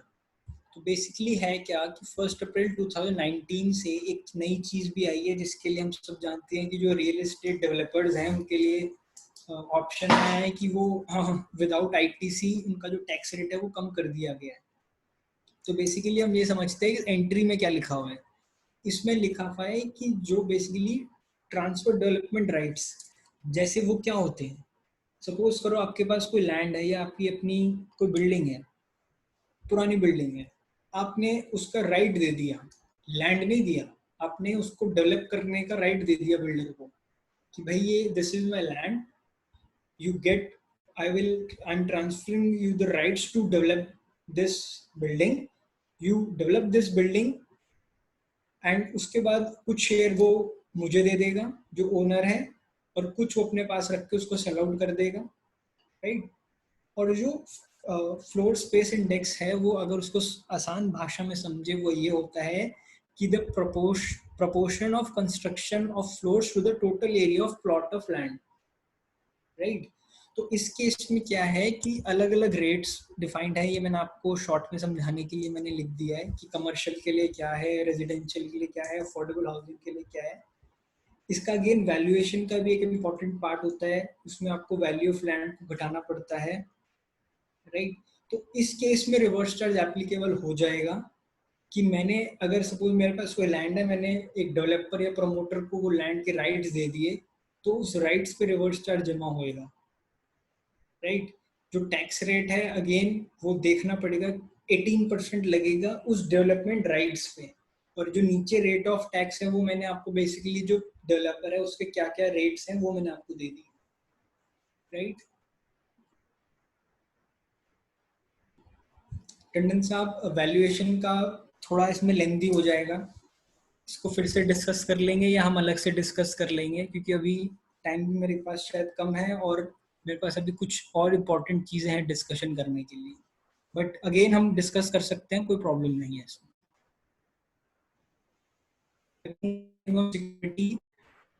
Real estate sector already मैं discuss कर चुका हूँ आपसे।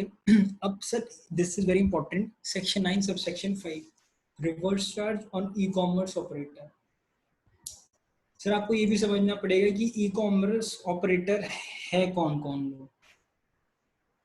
ई commerce operator defined है GST act में, जो कि कहता है कि any person who owns, operates or manage a digital or electronic facility for electronic commerce, right? तो हमें ये देखना है कि जो सेक्शन 9 सब सेक्शन 5, हम 9(3) को कवर कर चुके हैं, 9(4) अनरजिस्टर्ड रजिस्टर्ड है वो हम आगे कवर करेंगे, वो ऑलरेडी हट चुका है, शुरू में था, उसके बाद अब उसमें एक ही एंट्री है रियल एस्टेट से रिलेटेड, जिसमें वो कहता है कि 80% जो है वो आपको रजिस्टर्ड से लेना पड़ेगा, वो हम आगे डिस्कस करेंगे शॉर्ट में। उसके बाद ये आता है सेक्शन 9 सब सेक्शन 5, उसमें सिर्फ डिफाइंड है ई कॉमर्स। तो जो ई कॉमर्स ऑपरेटर फ्लिपकार्ट भी हो सकता है आपके लिए ओयो भी हो सकता है, अर्बन क्लैब भी हो सकता है, ओला भी हो सकता है, स्नैपडील भी हो सकता है, राइट। आपको ये समझना है कि इस एंट्री में 3 प्रोविजंस उन्होंने कवर करे हैं सेक्शन में। पहला है ओला, तो transportation of passengers by radio taxi, motor cab, maxi cab, supplier of service any person, यानी कि जो ड्राइवर्स हैं ओला कैब के। ये बेसिकली प्रोविजन इसलिए आया क्योंकि सरकार को टैक्स, सरकार के लिए ढूंढना बड़ा मुश्किल है सप्लायर को, इसलिए उन्होंने ई कॉमर्स को लायबल कर दिया टैक्स को जमा कराने के लिए। तो सिंपल सा आंसर है ओला। एग्जाम्पल हम सब जानते हैं, ओला में, ओला का हम अगर हम कोई ओला की सर्विसेज बुक कराते हैं, कोई टैक्सी बुक कराते हैं, तो जो बिल होता है वो ओला हमें देती है, राइट। ओला हमें अपना टैक्स ला के देती है और जो ड्राइवर को वो पेमेंट करती है। सपोज हमने ओला से कोई टैक्सी बुक कराई 1000 रुपीज की, ओला वाले ने हमसे 1000 रुपीज चार्ज करे, हमने 1000 रुपीज ओला को पे कर दिए, ओला ने आगे ड्राइवर को अपने कमीशन काट के जो भी उनका कॉन्ट्रैक्ट है 800 रुपीज पे कर दिए। तो जो जीएसटी एप्लीकेबल होगा ट्रांजैक्शन पे 800 की वैल्यू पे बेसिकली, सॉरी 200 की वैल्यू पे होगा, जो 200 रुपए की एक तरीके से सर्विसेज है उस पे जीएसटी एप्लीकेबल होगा 18%, राइट। तो जो उनकी सर्विस है, ड्राइवर की सर्विस ओला को, उस पे जीएसटी रिवर्स चार्ज में एप्लीकेबल होगा, that needs to be deposited by Ola, that is the e commerce operator. Second case, Oyo provided accommodation in hotels, guest houses, other commercial places meant for residential or lodging purpose. But इस case में क्या है, any person except who is liable for registration under 22, यानी इसमें आपको वही बंदे हैं जो any person other than person who is liable for registration under 22, यानी कि आपको थ्रेशोल्ड देखनी है, ऐसा नहीं है कि रिवर्स चार्ज एप्लीकेबल हो जाएगा। पहले वाले केस में कोई थ्रेशोल्ड थी नहीं। इस केस में अगर कोई ऐसा होटल है जिसने अपनी रजिस्ट्रेशन ले रखी है, उसकी ऑलरेडी 20 लाख से एक्सीड कर रही है सर्विस के केस में, तो उस केस में रिवर्स चार्ज एप्लीकेबल नहीं होगा, वही जमा कराएगा। ठीक है, तो उसके लिए अगर वो रजिस्टर्ड नहीं है तो ही ई कॉमर्स ओयो जमा कराएगा, अगर वो रजिस्टर्ड है होटल तो वो जमा कराएगा टैक्स, ना कि OYO. Third case is urban clap, जैसे हम अर्बन क्लैप से कोई सर्विसेज लेते हैं, same case that is of OYO. तो जो ओयो में होता है वही same provision basically ditto same urban clap के लिए।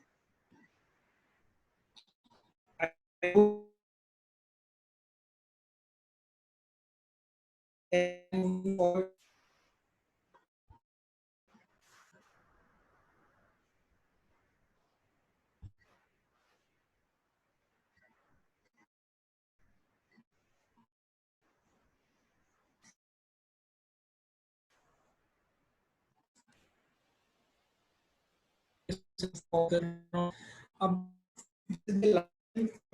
discussion, उसके बाद I will end the topic by issue by raising an issue।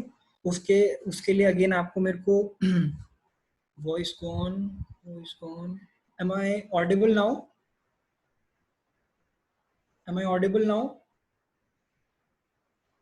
Right, thank you।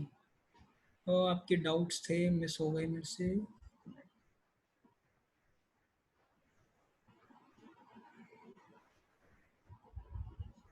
आकृति मैम 800 पे नहीं डिपॉजिट होगा, 200 पे हुआ।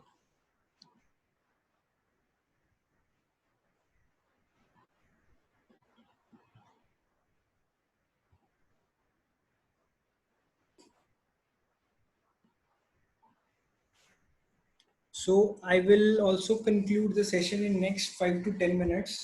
उसके बाद अगर आपके कोई भी डाउट्स होंगे तो I will share my contact details। आप मेरे से privately भी बात कर सकते हैं, there is no problem। तो the last section for today's discussion is section 9 subsection 4। हम सब जानते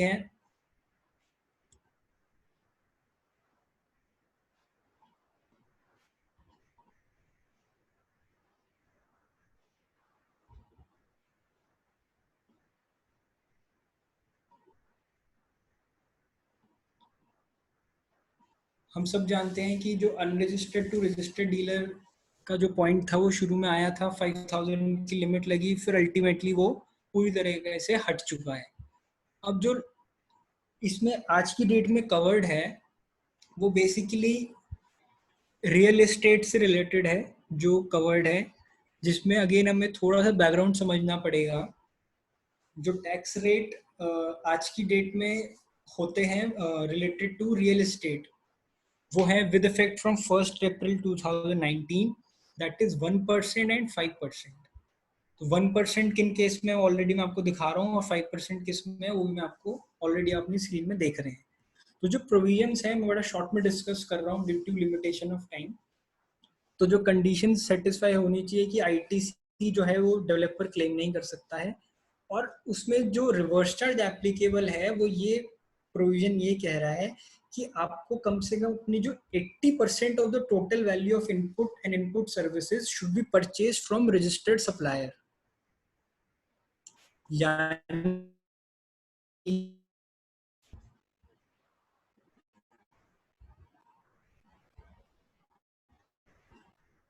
यानी कि अगर अगर जो बिल्डर है उसने जो अपनी प्रोक्योरमेंट ली है इनपुट और इनपुट सर्विस की अनरजिस्टर्ड सप्लायर से, जो कि अगर टोटल वैल्यू करी जाए तो 80% से कम आ रही है, तो उस केस में प्रमोटर को 18% रिवर्स चार्ज में जमा कराना पड़ेगा टू द एक्सटेंट ऑफ 80%। तो अगर उसने 70% एक तरीके से अनरजिस्टर्ड लोगों से खरीदा है,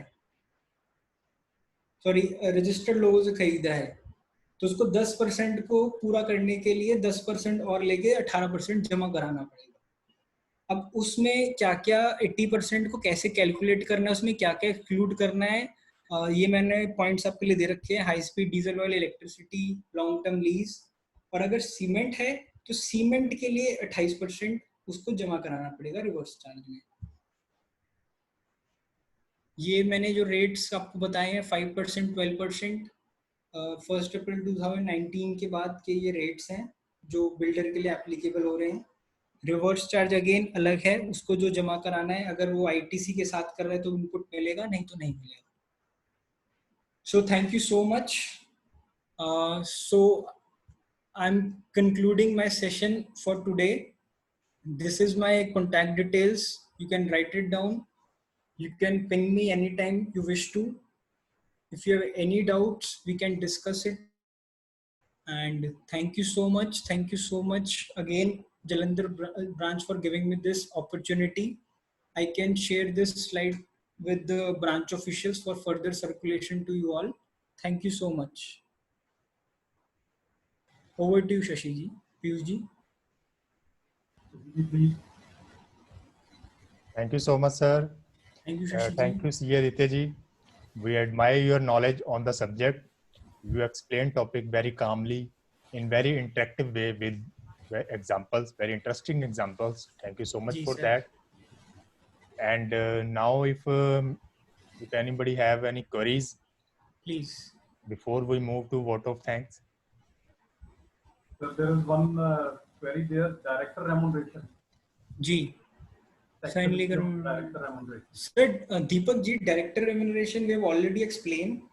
So जो आपको आज की डेट में व्यू लेना है वो ये लेना है कि अगर तो वो होल टाइम डायरेक्टर है और उसको रेम्यूनरेशन दी जा रही है तो उस पर रिवर्स चार्ज की कोई एप्लीकेबिलिटी नहीं आएगी, एल्स आएगी।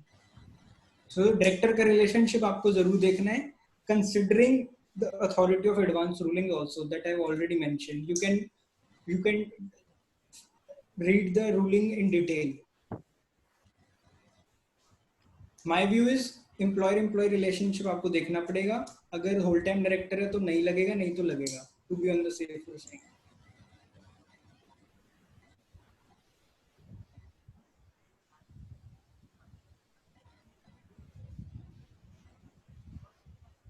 Any other question, sir? One question. Yes, sir, Premjit ji. It is a service under reverse charge. Yes, it is a legal service. If you read the entry, you can very well judge.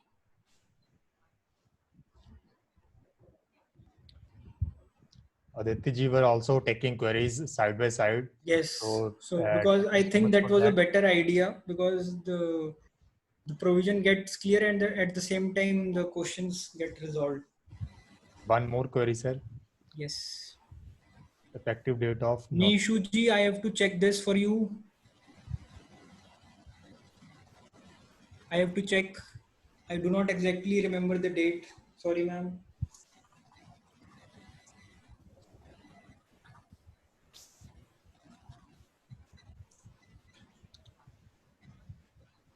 Okay, members, rest of the queries you can ask Aditya ji personally also. He has shared his contact number.